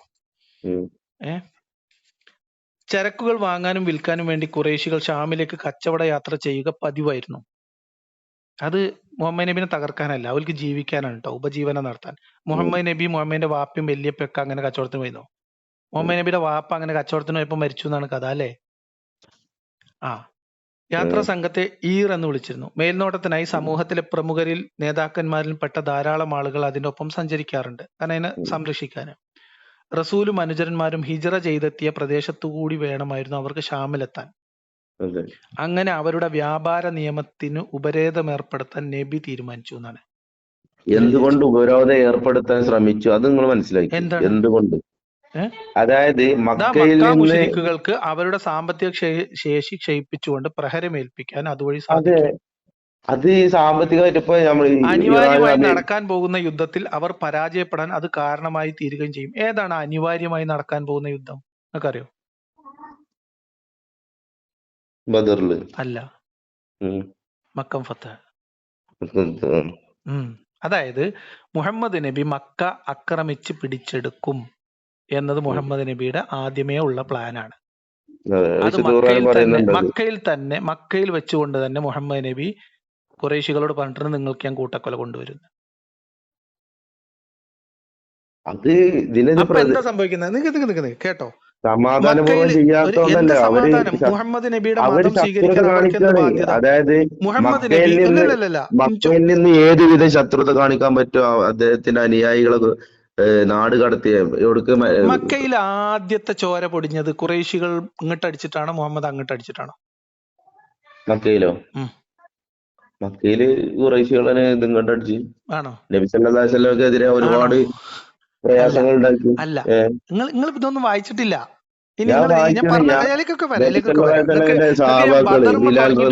ബദറിൽ തുടങ്ങിയിട്ട് വേണം നിങ്ങളെ ഞാൻ വീണ്ടും ബനൂഖുറയിലേക്ക് കൊണ്ടുവന്നത്. പ്രയാസങ്ങൾ സംഭവിച്ചിട്ടില്ലേ? പ്രയാസങ്ങൾ സ്വാഭാവികമായിട്ട് സംഭവിക്കുമല്ലോ. എന്തിനാ പ്രയാസപ്പെടുത്തിയത്? പറഞ്ഞോണ്ടോ? ഏകദൈവ വിശ്വാസിയാണെന്ന് പറഞ്ഞോണ്ടോ? അല്ല, അതിന്റെ പേരിൽ ജനങ്ങളെ ക്ഷണിച്ചതുകൊണ്ടോ? അല്ല, അല്ലാന്ന് ആണെങ്കിൽ നിങ്ങൾ പറയും, തെളിവ് നോക്കി. അങ്ങനെ തന്നെയാണ്. അല്ലെന്ന് തെളിവ് അള്ളാഹുവിനെ അറിയിക്കുക എന്നുള്ളത്. ആ വിശ്വാസത്തിലേക്ക് ജനങ്ങളെ ക്ഷണിച്ച് അത് വിശ്വാസത്തെ ആളുകൾക്ക് വരുമ്പോ സ്വാഭാവികമായിട്ടും മറ്റുള്ളവർക്ക്. എവിടുന്ന് നിങ്ങൾക്ക് കഥ കിട്ടിയത്? മുഹമ്മദ് നബി അവിടെ ഇസ്ലാമിലേക്ക് പ്രബോധനം നടത്തി അവിടെ ആളുകളെല്ലാവരും ഇസ്ലാമിലേക്ക് ഒഴുകിയപ്പോ ഖുറൈശികൾക്ക് ശത്രുത ഉണ്ടായി, മുഹമ്മദിനെ കൈകാര്യം ചെയ്യാൻ അവർ തീരുമാനിച്ചു എന്നാണ് നിങ്ങൾ പറയണത്? അതെ. 13 കൊല്ലത്തെ പ്രബോധനത്തിലൂടെ മുഹമ്മദ് നബിയുടെ മതത്തിലേക്ക് ചേർന്ന ആളുകളുടെ എണ്ണം എത്രയെന്നോടെ? വളരെ കുറഞ്ഞ ആളുകൾ. പിന്നെ എന്തിനാ അസൂയപ്പെടുന്നത്? അസൂയപ്പെടാതിരിക്കുമോ? കാരണം എന്താ വെച്ചാല് ഇവരെ വിശ്വാസത്തെ തകർക്കുന്ന ഒരു വിശ്വാസം കൊണ്ടല്ലോ വന്നത്. നിങ്ങൾ ഇതിനെ കുറിച്ചൊന്നും ഒരു ധാരണയില്ല. നിങ്ങൾക്ക് ഞാൻ ചുരുക്കി പറഞ്ഞുതരാം. ഇന്നത്തെ യഹൂദികൾക്ക് ഇസ്ലാമിനോടുള്ള ശത്രുത അതൊക്കെ പറഞ്ഞുതരാം. നിങ്ങൾ ഈ മക്കയിൽ മുഹമ്മദിന്റെ പ്രശ്നം എന്തായെന്ന് ഞാൻ പറഞ്ഞുതരാം നിങ്ങൾക്ക്. മുഹമ്മദ് പഠിച്ച പണി 18 നോക്കിയിട്ടും അതിനകത്തേക്ക് ആളെ കിട്ടുന്നില്ല. മുഹമ്മദ് നബി ഘട്ടം ഘട്ടമായിട്ട് മുഹമ്മദിന്റെ ശബ്ദവും ഭാഷയും ശൈലിയും ഒക്കെ മാറി. മുഹമ്മദ് അവരുടെ ആരാധനാ ബിംബങ്ങളെ വരെ ചീത്ത വിളിച്ചു. അതായത് അവർ ആരാധിക്കുന്നത്, നിങ്ങൾ ആരാധിക്കുന്നത് വിളിയും തെളിയും ഇല്ലാത്ത ജന്തുക്കളോടാണെന്നാണ് പറഞ്ഞത്. മുഹമ്മദ് നബി ജനിച്ചു വളർന്ന മക്കയില് മുഹമ്മദ് നബീനെ യതീമായ മുഹമ്മദ് നബീനെ എടുത്തു വളർത്തിയ വാപ്പയും വല്യപ്പയും മൂത്താപ്പയും ഒക്കെ വിശ്വസിച്ചിരുന്ന അവരുടെ ആ ഗോത്രത്തിന്റെ മുഴുവൻ ആരാധനകൾ നടന്നിരുന്ന ഒരു ആരാധനാലയത്തിലിരിക്കുന്ന അവരുടെ ആരാധനാമൂർത്തികളെ ചീത്ത വിളിച്ചും അവരുടെ ആരാധനകളെ അവഹേളിച്ചും ആക്ഷേപിച്ചും മുഹമ്മദ് നബി ആ വീട്ടിൽ അബൂ താലിബ് മുഹമ്മദ് ഈ വൃത്തികേടുകളൊക്കെ കാണിക്കുമ്പോഴും അബൂ താലിബ് മുഹമ്മദിനെ ഒരു പേരക്കുട്ടി എന്ന രീതിയിൽ പൂർണ്ണമായ സംരക്ഷണം കൊടുക്കുക ചെയ്തത്. അബൂ ഉബൈദത്തുൽ ജറാഹ് മുഹമ്മദ് നബീനെ അയാളുടെ വാപ്പ മുഹമ്മദ് നബീനെ വെല്ലുവിളിച്ചപ്പം മുസ്ലിമായ അബൂ ഉബൈദ എന്താ ചെയ്തത്? വാപ്പാന്റെ തല വെട്ടി കാലിലിട്ടു അല്ലെ? അബൂ താലിബിന്റെ വാപ്പയും അബൂ താലിബും പറയട്ടെ സുഹൃത്തെ, അബൂ താലിബിന്റെ വാപ്പ അബ്ദുൽ മുത്തലിബും ഒക്കെ ആരാധിക്കുകയും വിശ്വസിക്കുകയും അവർ സംരക്ഷിച്ചു പോരുകയും ചെയ്യുന്ന, അവർ പരിപാലിച്ചു പോരുന്ന ഒരു ആരാധനാലയവും അവയുമായി ബന്ധപ്പെട്ട ആരാധനാ വിഗ്രഹങ്ങളെയും കുറിച്ച് ചീത്ത പറഞ്ഞ് നടന്നപ്പോ അബൂ താലിബ് തെളിയില്ലാത്ത ജന്തുക്കളെ ആടാണ് ഉപമിച്ചത്. ആരിനെ? ഇപ്പൊ നിങ്ങൾ പലതും കഥ പറഞ്ഞു കഴിഞ്ഞിട്ടില്ല. ഇങ്ങനെ ഇത് കൂടി വന്നു. മുഹമ്മദിന്റെ ഫ്രസ്ട്രേഷൻ കൂടി, മുഹമ്മദിന്റെ ചീത്തയുടെയും ഇതിന്റെ ആഴം കൂടി. മുഹമ്മദ് നബിയോട് മക്ക ഖുറൈശികൾ ആകെ പറഞ്ഞത്, ഞങ്ങളെ ആരാധനാമൂർത്തികളെ ചീത്ത വിളിക്കരുത്.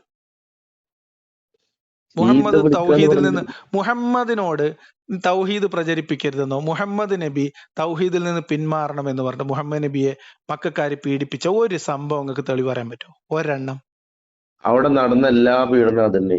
ഒരെണ്ണങ്ങൾ ചരിത്രത്തിൽ നിന്ന് എടുത്ത് പറയും, ഇന്ന സംഭവം ചരിത്രത്തിൽ എടുത്ത് പറഞ്ഞുതരാം. ഇപ്പോ ഒരു സ്ത്രീയെ 2 ഒട്ടകത്തിന്റെ കാലിൽ വിപരീത ദിശയിൽ കെട്ടി വലിച്ച് അങ്ങനെയുള്ള ഒരുപാട് ക്രൂരതകൾ അവിടെ നടന്നിട്ടുണ്ട്. അതൊക്കെ നിങ്ങൾ മറച്ചു വെക്കണമെന്നുണ്ട്.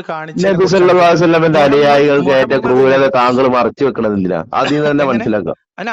നബിസല്ലല്ലാഹുവിന്റെ അനുയായികൾക്ക് ഏറ്റ മക്കയിലെ ക്രൂരത നിങ്ങൾ എന്തുകൊണ്ട് മറച്ചു? മുഹമ്മദ് നബി മക്കയില് പല പ്രശ്നങ്ങളും നേരിട്ടിട്ടുണ്ട്, ഉപരോധം നേരിട്ടിട്ടുണ്ട്, ഒന്നും തർക്കമില്ല. ആരപ്പം ഇല്ലാന്ന് പറഞ്ഞത്? തൗഹീദ് പ്രചരിപ്പിച്ചതിന്റെ പേരിലാണെന്നും മുഹമ്മദ് നബി ഏകദൈവ വിശ്വാസം നടത്തിയതിന്റെ പേരിലാണ് എന്നും നിങ്ങൾ പറയണത് നുണയാണ്.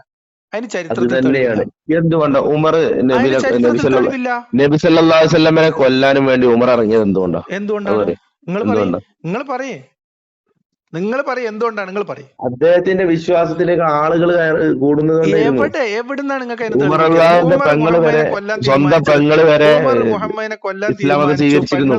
പെങ്ങൾ ഖുർആൻ ഓതുന്നത് കേട്ടിട്ട് ഇതിലേക്ക് പോയി എന്ന് പറയപ്പെടുന്ന ഉമർ മുഹമ്മദിനെ കൊല്ലാൻ തീരുമാനിച്ചത് ഏകദൈവ വിശ്വാസം ഇല്ലാതാക്കാനാണ്. നിങ്ങൾക്ക് എവിടുന്ന് തെളിവ് കിട്ടി?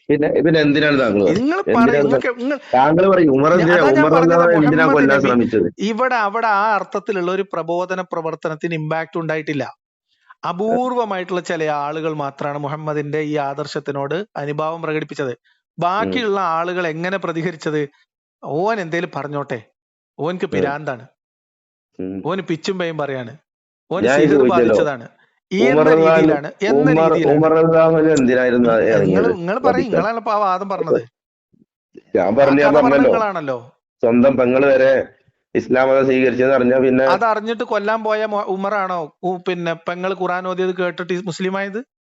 അതെ, അതാ പറഞ്ഞ അതാണ് ദൈവിക പ്രസ്ഥാനാന്നുള്ളത് മനസ്സിലാക്കി അദ്ദേഹം മനസ്സിലാക്കി. നിങ്ങൾ വിഷയത്തിൽ നിന്ന് ഓരോ ഭാഗത്തേക്ക് ഓടി പോവാണ്. ഇനി പറഞ്ഞുതരാം. നിങ്ങൾ ഒരു ഒതുങ്ങി നിൽക്കുകയാണെങ്കിൽ അത് കഥയൊക്കെ പറഞ്ഞുതരാം. ഇസ്ലാം സ്വീകരിക്കാൻ വേണ്ടിയിട്ട് അവിടെ ആളുകൾ അങ്ങനെ തിക്കും തിരക്കും കൂട്ടിയിട്ടില്ല.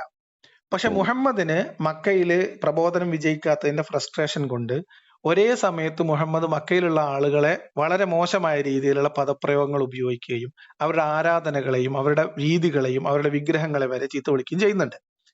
ഇതിനെതിരെ മാത്രമാണ് മുഹമ്മദിന് എതിരെ മക്ക ഖുറൈശികൾ സംഘടിച്ചതും അബൂ താലിബിന്റെ അടുത്ത് വന്നിട്ട് പലതവണ മധ്യസ്ഥം പറയാൻ ശ്രമിച്ചതും അവനോട് ചീത്ത വിളിക്കരുതെന്ന് പറയുന്നതും അവസാനം ഇനി ഞങ്ങളെ ദൈവങ്ങളെ ചീത്ത വിളിച്ചാൽ ഞങ്ങൾ തിരിച്ചു ചീത്ത വിളിക്കും എന്ന് അവർ പറയുന്നതും ആ സമയത്ത് അള്ളാഹ് ആയത്തിറക്കി എന്നതും നിങ്ങൾ കേട്ടിട്ടുണ്ടാവും.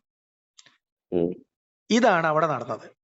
ചീത്ത എന്നിട്ട് മക്കയിൽ വിളിക്കാന്നല്ലേ ക്ലച്ച് നിങ്ങൾ പിടിക്കാതായപ്പോ ചീത്ത വിളിക്കാന്ന് പറഞ്ഞുതരാം. എന്താണ്? ആ നിങ്ങൾ ചീത്തന്റെ പറയാൻ ഉപയോഗം കൂടെ സമ്മതിക്കും. പറഞ്ഞുതരും. എങ്ങനെ എങ്ങനെയാണ് ചീത്ത വിളിച്ചിരുന്നത്? അതിന് പല വാക്കുണ്ടാവും. തരത്തില് അവരുടെ ഏത് ആരാധനാ രീതിയിൽ വിഗ്രഹങ്ങൾ വെളിയും തെളിയില്ലാത്തവരാണെന്ന് പറഞ്ഞു, കല്ലുകളോട് പറഞ്ഞിട്ടുണ്ട്? പ്രാർത്ഥിച്ചവരാണെന്ന് പറഞ്ഞു, വിശ്വസിക്കാൻ തയ്യാറാത്തവരുടെ ഹൃദയങ്ങൾക്ക് മുദ്ര വെച്ചിട്ടാണെന്ന് പറഞ്ഞു. എന്തൊക്കെ പറഞ്ഞു?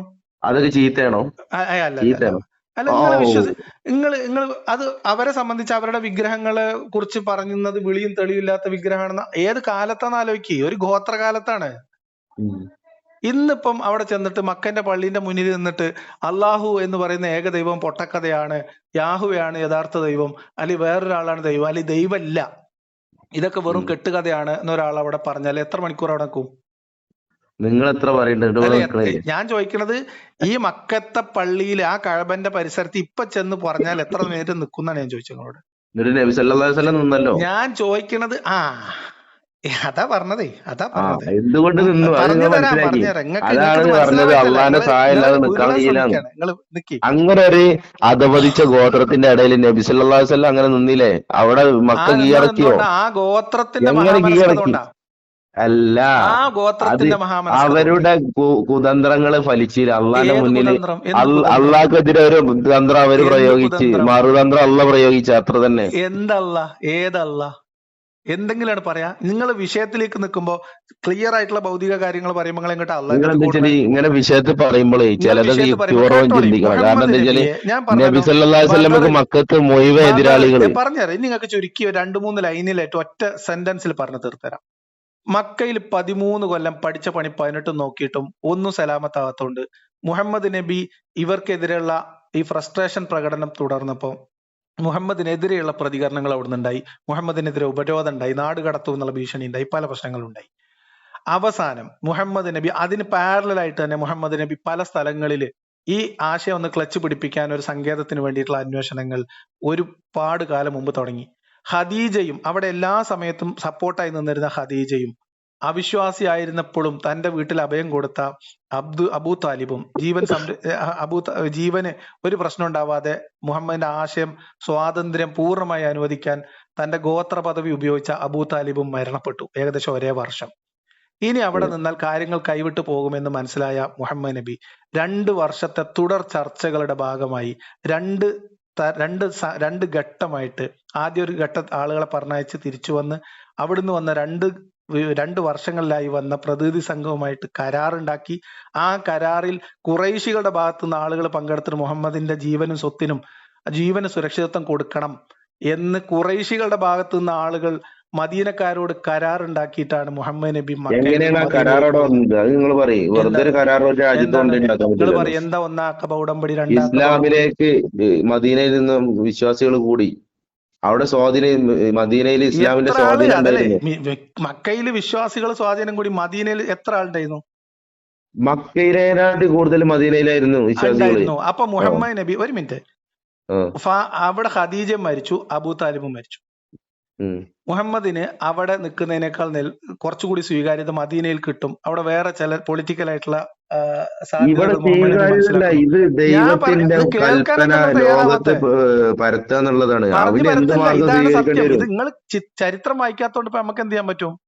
നിങ്ങൾ മൂല്യമാര് പറഞ്ഞ കഥയും നമ്മൾ മദ്രസയിൽ നിന്ന് പഠിച്ച താരീഖും വെച്ചിട്ടാണ് എന്നോട് സംസാരിക്കുന്നത്. അതുകൊണ്ട് കാര്യമില്ല. അതല്ല സത്യം. ഒരിക്കലും ഒരു അക്രമം അക്രമത്തിലൂടെ മാത്രം വളരുകയും ഇസ്ലാം ഒരിക്കലും ഒരു അക്രമം നടക്കുന്ന സ്ഥലത്ത് നിങ്ങൾ തൂങ്ങരുത്. എന്തുകൊണ്ട് അബീസീനിയയിലേക്ക് ഇസ്ലാം പോയി? ജീവഭയം കൊണ്ട് മാത്രം നിലനിൽക്കുന്ന ഒരു പ്രത്യേക അല്ല, അബീസീനിയയിലേക്ക് പലായനം ചെയ്ത് എന്തുകൊണ്ട്? അത് മദീനത്ത് പോയതിന് മുന്നേ ഞാൻ പറഞ്ഞു കഴിഞ്ഞു. അതൊക്കെ നമ്മൾ ഇതിനകത്ത് പറഞ്ഞു കഴിഞ്ഞു. ഇനി നിങ്ങൾ പറഞ്ഞോ യസ്രിബിലേക്കും അബീസീനിയയിലേക്കും ഒക്കെ ഉള്ള കഥ. ഒന്നാം അഖബ ഉടമ്പടിയും 2 അഖബ ഉടമ്പടിയും കഴിഞ്ഞ് 2 തുടർ വർഷങ്ങളിലെ തുടർ ചർച്ചകളുടെയും തയ്യാറെടുപ്പുകളുടെയും ഭാഗമായിട്ടാണ് മുഹമ്മദ് നബി മക്കയിൽ നിന്ന് മദീനയിലേക്ക് തന്റെ തട്ടകം മാറ്റുന്നത്. അങ്ങനെ മാറ്റുന്ന സമയത്ത് 150-ൽ താഴെ മനുഷ്യരാണ് ആകെ 13 കൊല്ലം കൊണ്ട് മുഹമ്മദ് നബിയുടെ ആശയത്തിലുള്ളത്. അത് തന്നെ ആശ്രിതരും മക്കളും അടിമകളും ഒക്കെ ഉൾപ്പെടുന്ന സംഘം, വിശ്വസിച്ചവരുടെ ആശ്രിതരും കൂടെ ചേർന്നിട്ട് ഇത്രയും ആളുകളുമായിട്ട് മുഹമ്മദ് മദീനയിലേക്ക് ചെല്ലുന്നു. മദീനയിൽ ചെന്ന മുഹമ്മദ് നബി അവിടെ ഉണ്ടായിരുന്ന രണ്ട് ഗോത്രങ്ങളുമായിട്ട് അവിടുത്തെ പ്രബലരായിട്ടുള്ള രണ്ട് അറബി ഗോത്രങ്ങളുമായിട്ട് ഒരു ധാരണ. അതിനാണ് നിങ്ങൾ മദീന പാക്ട് എന്ന് പറയുന്നത്.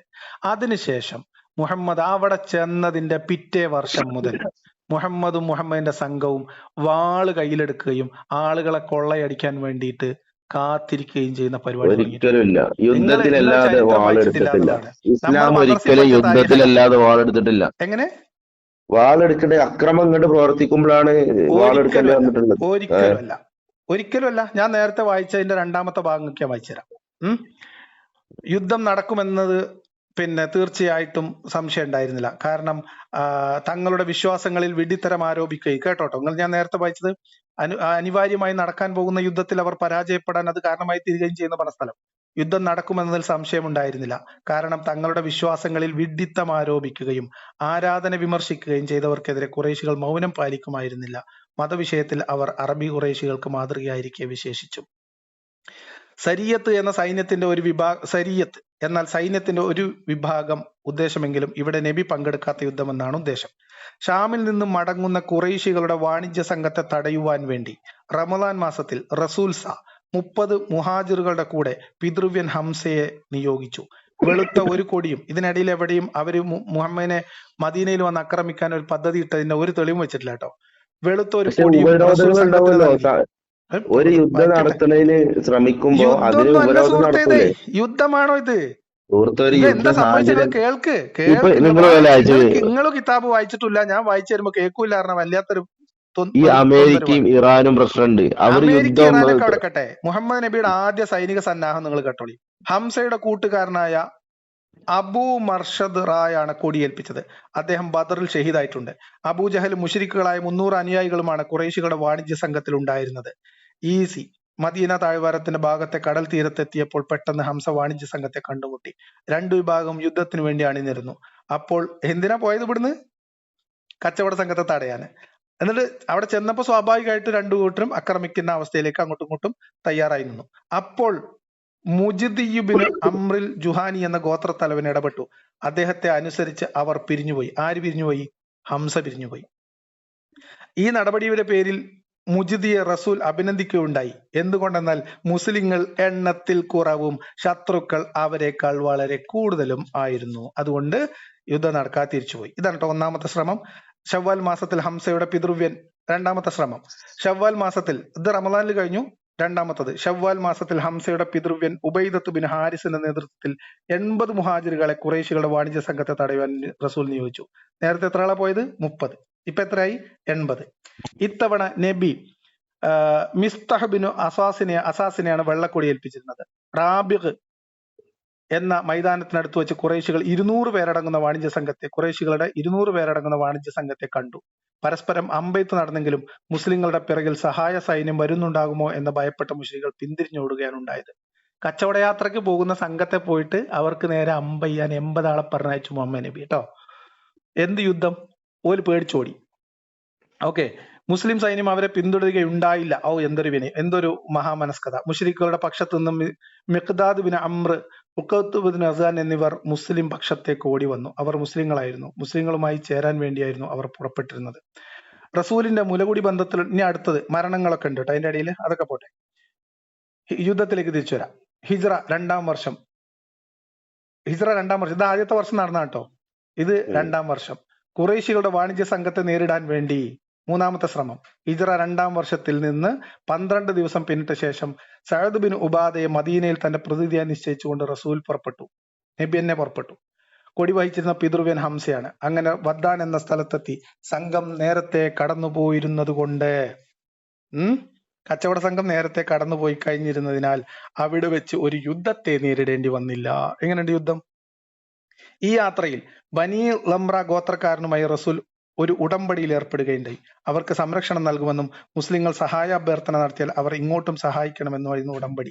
അതായത് കച്ചവടയാത്ര സംഘം കടന്നു പോകുന്ന വഴികളിലുള്ള ഗോത്രങ്ങളുമായിട്ട് ഈ കൊള്ള സംഘം കരാറുണ്ടാക്കി. ഇവരെ സഹായിക്കണം, അവർക്ക് സംരക്ഷണം കൊടുക്കണം. മുഹമ്മദ് നബിയുടെ കൊള്ള സംഘം കേട്ടോ. ഇതൊരു സൈനിക സന്നാഹമൊന്നുമല്ല.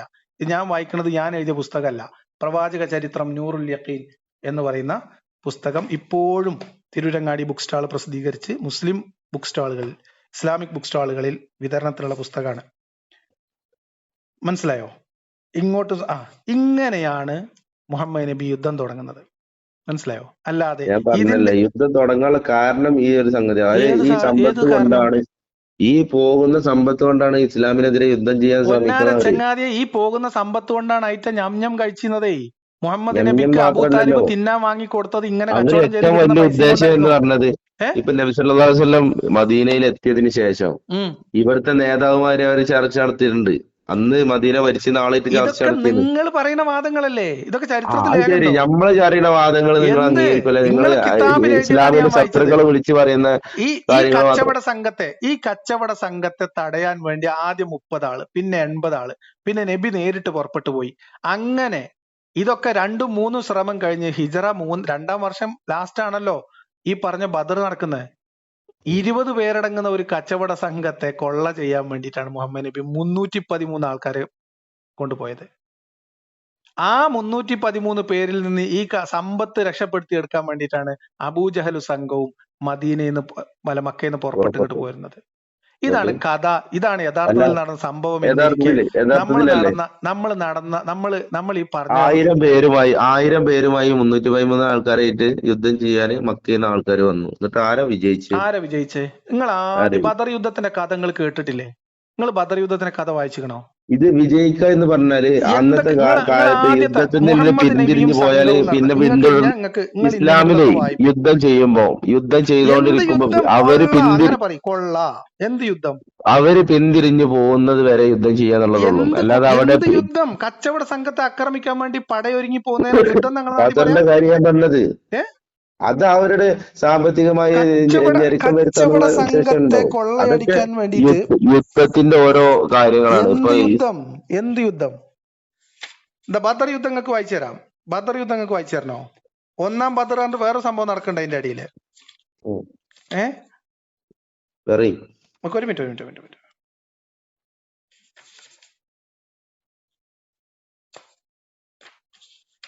പുസ്തകം മടക്കി വെച്ചു. നിങ്ങൾക്ക് ഇതൊക്കെ മനസ്സിലായിട്ടുണ്ടാവും വിചാരിച്ചാൽ മടക്കി വെച്ചു. ഇപ്പൊ വായിച്ചു തരാം കേട്ടോ.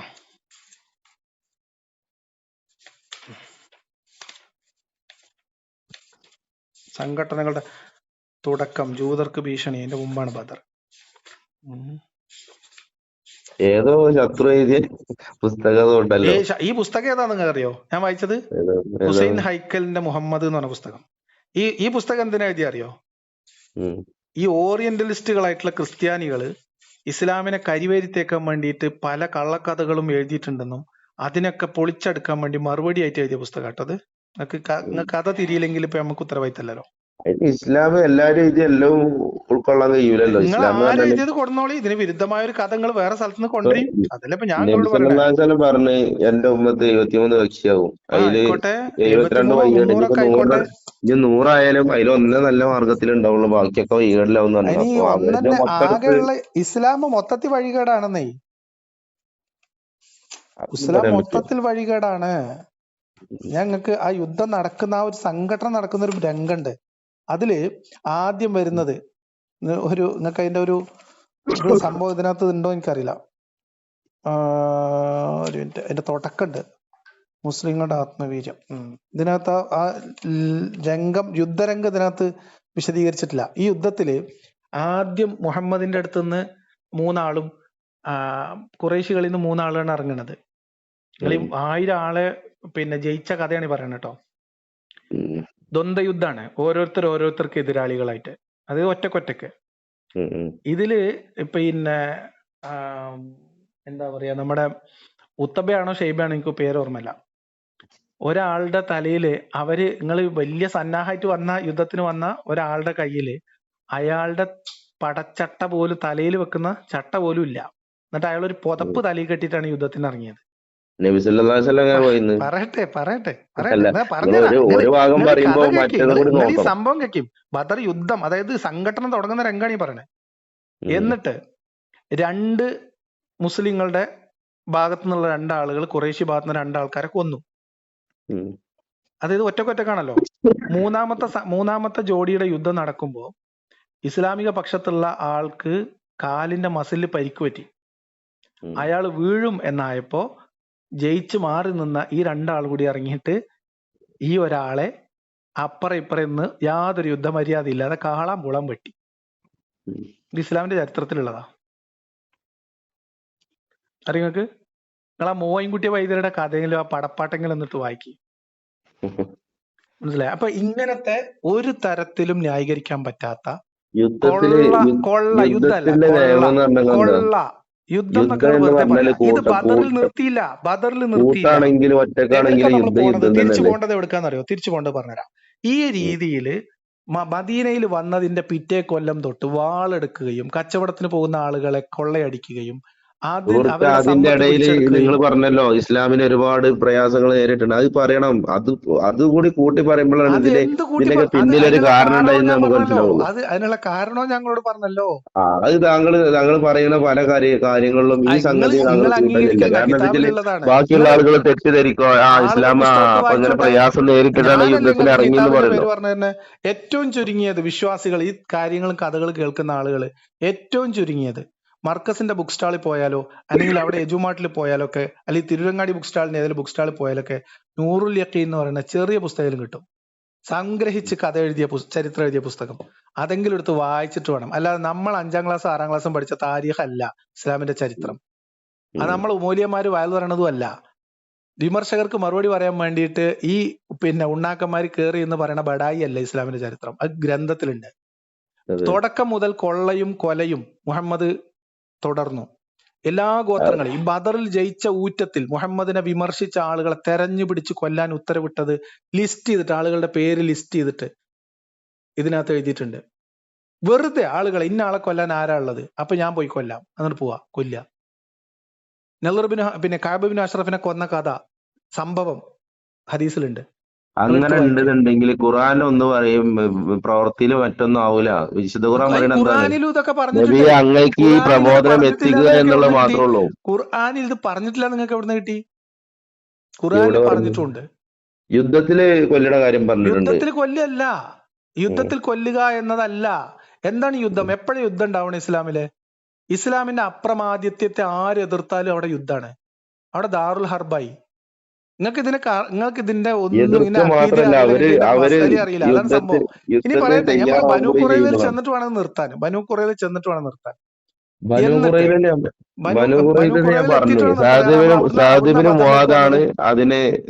അതായത് മുഹമ്മദ് നബി തുടക്കം മുതൽ ഈ കൊള്ളയും കൊലയും അക്രവുമാണ് പ്രവർത്തിച്ചത്. അതിന്റെ ഇരകളായിരുന്നു മദീനയ്ക്ക് ചുറ്റും ജീവിച്ചിരുന്ന ജൂതഗോത്രങ്ങൾ. അവരുടെ സമ്പത്ത് കൊള്ളയടിക്കാനും അവരുടെ സ്വത്തുക്കൾ കൈയടക്കാനും അവരെ അവിടുന്ന് ഓടിച്ചു വിടാനും മുഹമ്മദ് നബി കാര്യക്കൂട്ടി പദ്ധതി തയ്യാറാക്കിയിരുന്നു. ഇതൊക്കെ കഴിഞ്ഞിട്ട് ഇതെല്ലാം കഴിഞ്ഞിട്ട് അബൂ സുഫിയാൻ ഇസ്ലാം മതം സ്വീകരിച്ച കഥയും നിങ്ങൾ ഇസ്ലാമിന്റെ ചരിത്രത്തിൽ നിന്ന് വായിക്കണം. വാളിന്റെ മുനയിൽ ജീവൻ നഷ്ടപ്പെടുമെന്ന ഘട്ടത്തിൽ വേറെ ഒരു ഓപ്ഷനും ഇല്ലാതെ ഷഹാദത്ത് കലിമയുടെ പറയാൻ സമ്മതിക്ക്.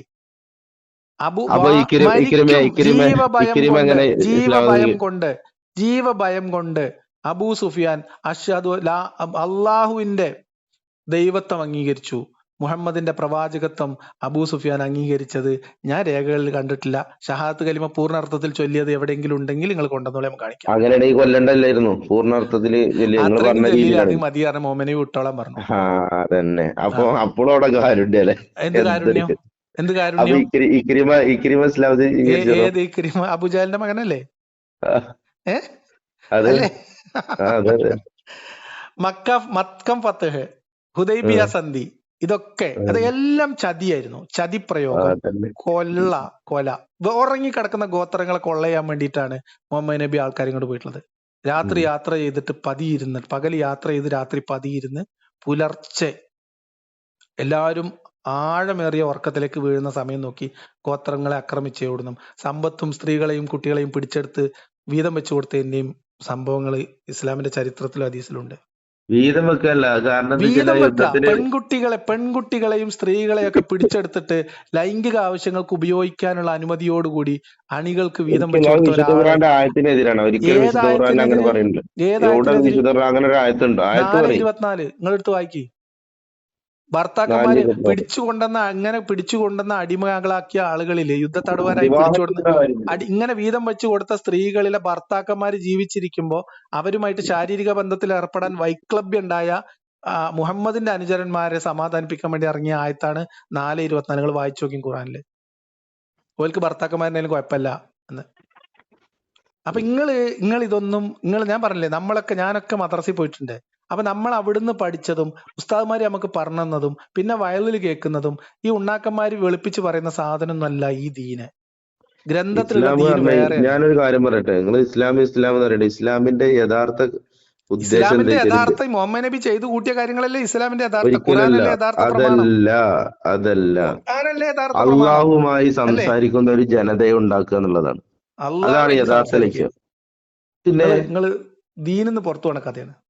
ഒരിക്കലല്ല. നേരിട്ട് സംസാരിക്കുന്ന കാര്യമാണ് നിങ്ങൾ പറയുന്നത്. നേരിട്ട് സംസാരിക്കുന്ന അള്ള പല രീതിയിൽ സംസാരിക്കും. ചിലപ്പം അശ്ലീലി ആയിരിക്കും, ചിലപ്പം ദൂതന്മാരെ വിട്ട് നിങ്ങൾ സംസാരിക്കും. മുർത്തത്താവും മനുഷ്യ. അള്ളാഹു അങ്ങനെ പറയാം. മനുഷ്യന്മാരോട് നേരിട്ട് സംസാരിക്കുന്നതൊക്കെ നിങ്ങൾ വിശ്വസിച്ച് നിങ്ങൾ അക്കീദ തെറ്റി, നിങ്ങൾ പുറത്താവും. അതെങ്ങനെ അക്കീദ തെറ്റില്ല? കാരണം എന്താ വെച്ചാല് യഹൂദികളായിട്ടുള്ള സ്ത്രീകളോട് സംസാരിച്ചത് അള്ളാഹിനൊക്കെ എന്താ നബിന്റെ എത്രയും ശ്രേഷ്ഠ ഉമ്മത്തിനോട് സംസാരിക്കണതിന് പ്രശ്നം? എന്താ കഥ? അങ്ങനെ എത്ര ഔലിയാക്കളോട് സംസാരിച്ചിട്ടുണ്ട്? അതാ പറഞ്ഞ ഈ ഈ ഇമാമമാരും ഔലിയാക്കളും ഒക്കെ പിന്നെ സംസാരിച്ചോണ്ടല്ലേ. നിങ്ങൾക്ക് മുർത്തദ് സെന്ററിൽ ഞാനൊരു കസേര ഇട്ട് തരേണ്ടി വരും. അല്ലാണ്ട് ഇപ്പൊ എന്താ നിങ്ങളൊക്കെ ഇങ്ങനെയൊക്കെ പറയാൻ പോയാ? നിങ്ങൾ ഇങ്ങനെയൊക്കെ പറയുന്ന ആളാണ് തർക്കിക്കുന്നില്ലേ ഇപ്പൊ? എന്തായാലും നടക്കട്ടെ പരിപാടികള്. വായിച്ചു പഠിക്കും.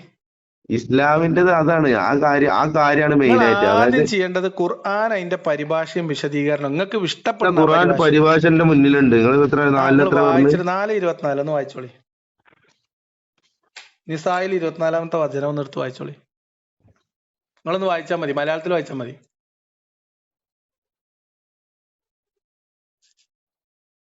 ഉറക്ക വായിക്കണം കേട്ടോ, മനസ്സിൽ വായിച്ചിട്ട് കാര്യമില്ല. നിങ്ങളുടെ മാതാക്കളും നിങ്ങളുടെ പുത്രികളും നിങ്ങളുടെ സഹോദരികളും നിങ്ങളുടെ പിതൃ സഹോദരികളും. 24 4:24 നിങ്ങൾ വായിക്കണേ. അമാനി മൗലവിന്റെ ആണ്. അമാനി മൗലവിക്ക് ഖുർആനൊന്നും അറിയില്ല, വേറെ ഏതെങ്കിലും എടുക്കി. അന്യരുടെ വിവാഹബന്ധത്തിലിരിക്കുന്ന അമാനി മൗലവിയൊക്കെ അന്യരുടെ വിവാഹബന്ധത്തിലിരിക്കുന്ന സ്ത്രീകളും നിരോധിക്കപ്പെട്ടിരിക്കുന്നു. അന്യരുടെ വിവാഹബന്ധത്തിലിരിക്കുന്ന സ്ത്രീകൾ മാന്യമായ ഒരു അന്തസ്സുള്ള ഒരു ഏർപ്പാട്. ബാക്കി നിങ്ങളുടെ അധീനതയിൽ വന്ന സ്ത്രീകൾ ഒഴികെ. എന്താ അധീനതയിൽ വന്ന സ്ത്രീകള്? അതിന് വിശദീകരണം പറഞ്ഞതാ. നിങ്ങൾക്കുള്ള അള്ളാഹുവിന്റെ നിശ്ചിത നിയമമാണിത്. എന്താണത്? ഞാൻ പറഞ്ഞത് അതിന് പറഞ്ഞ ഈ അതൊക്കെ പുതിയ ഓൺലൈൻ വേർഷൻസ് ആണ്. അതാ ഞാൻ വായിച്ചത്. നിങ്ങളുടെ കൈകൾ ഉടമപ്പെടുത്തിയ അടിമ സ്ത്രീകൾ ബ്രാക്കറ്റിലുണ്ട് ഒഴികെ.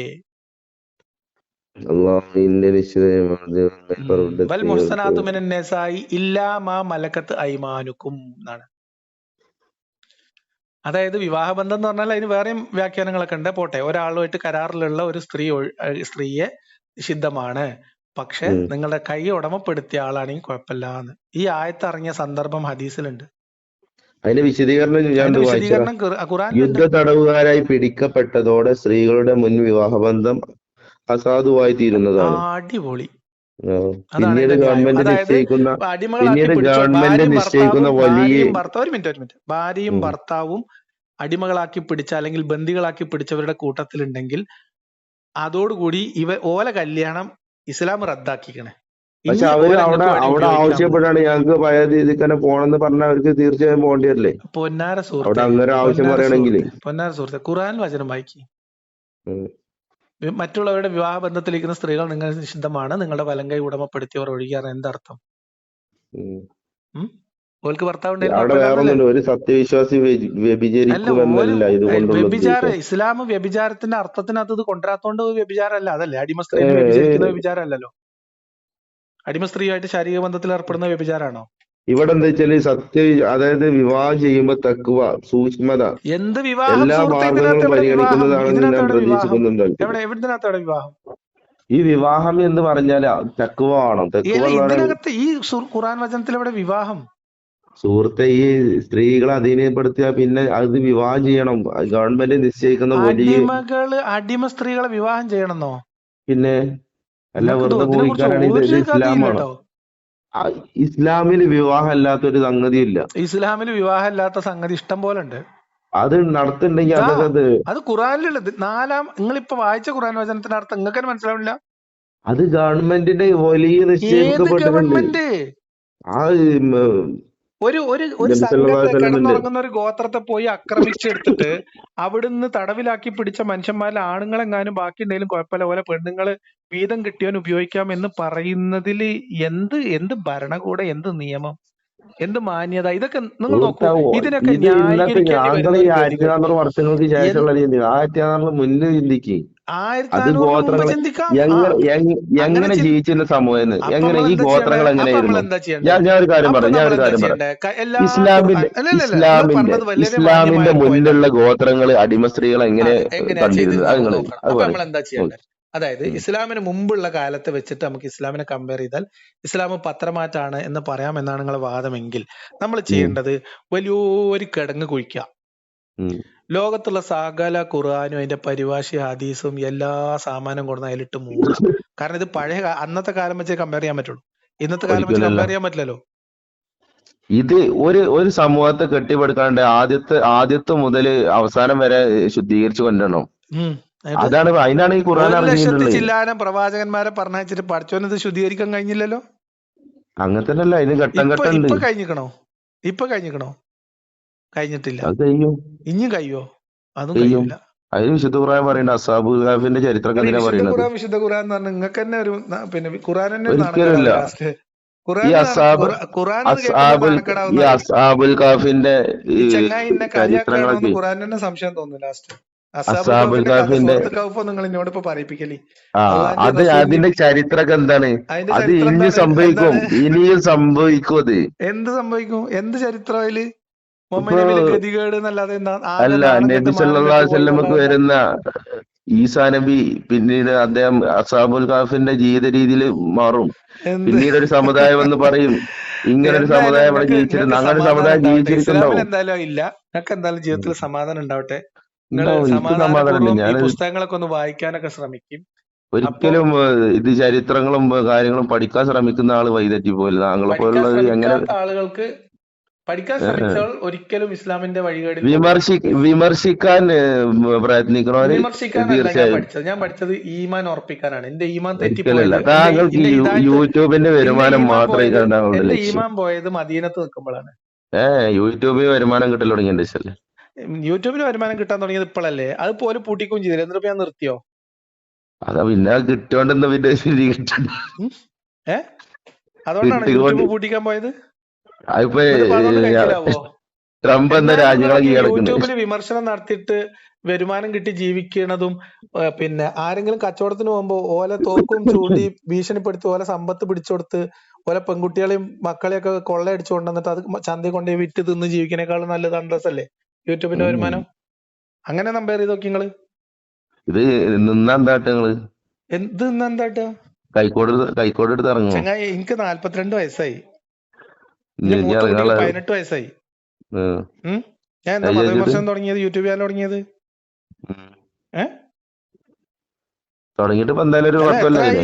അപ്പൊ അതുവരെ എന്റെ കുട്ടികളൊക്കെ കാറ്റ് മുണങ്ങി ജീവിച്ചതാ? അതോ പള്ളി കമ്മിറ്റി ചെലവ് വന്നീന്നോ? തീരെ ഇല്ലാത്ത വാദങ്ങൾ പറയാതിരിക്കുക. അതൊന്നും പറഞ്ഞിട്ട് കാര്യമില്ല.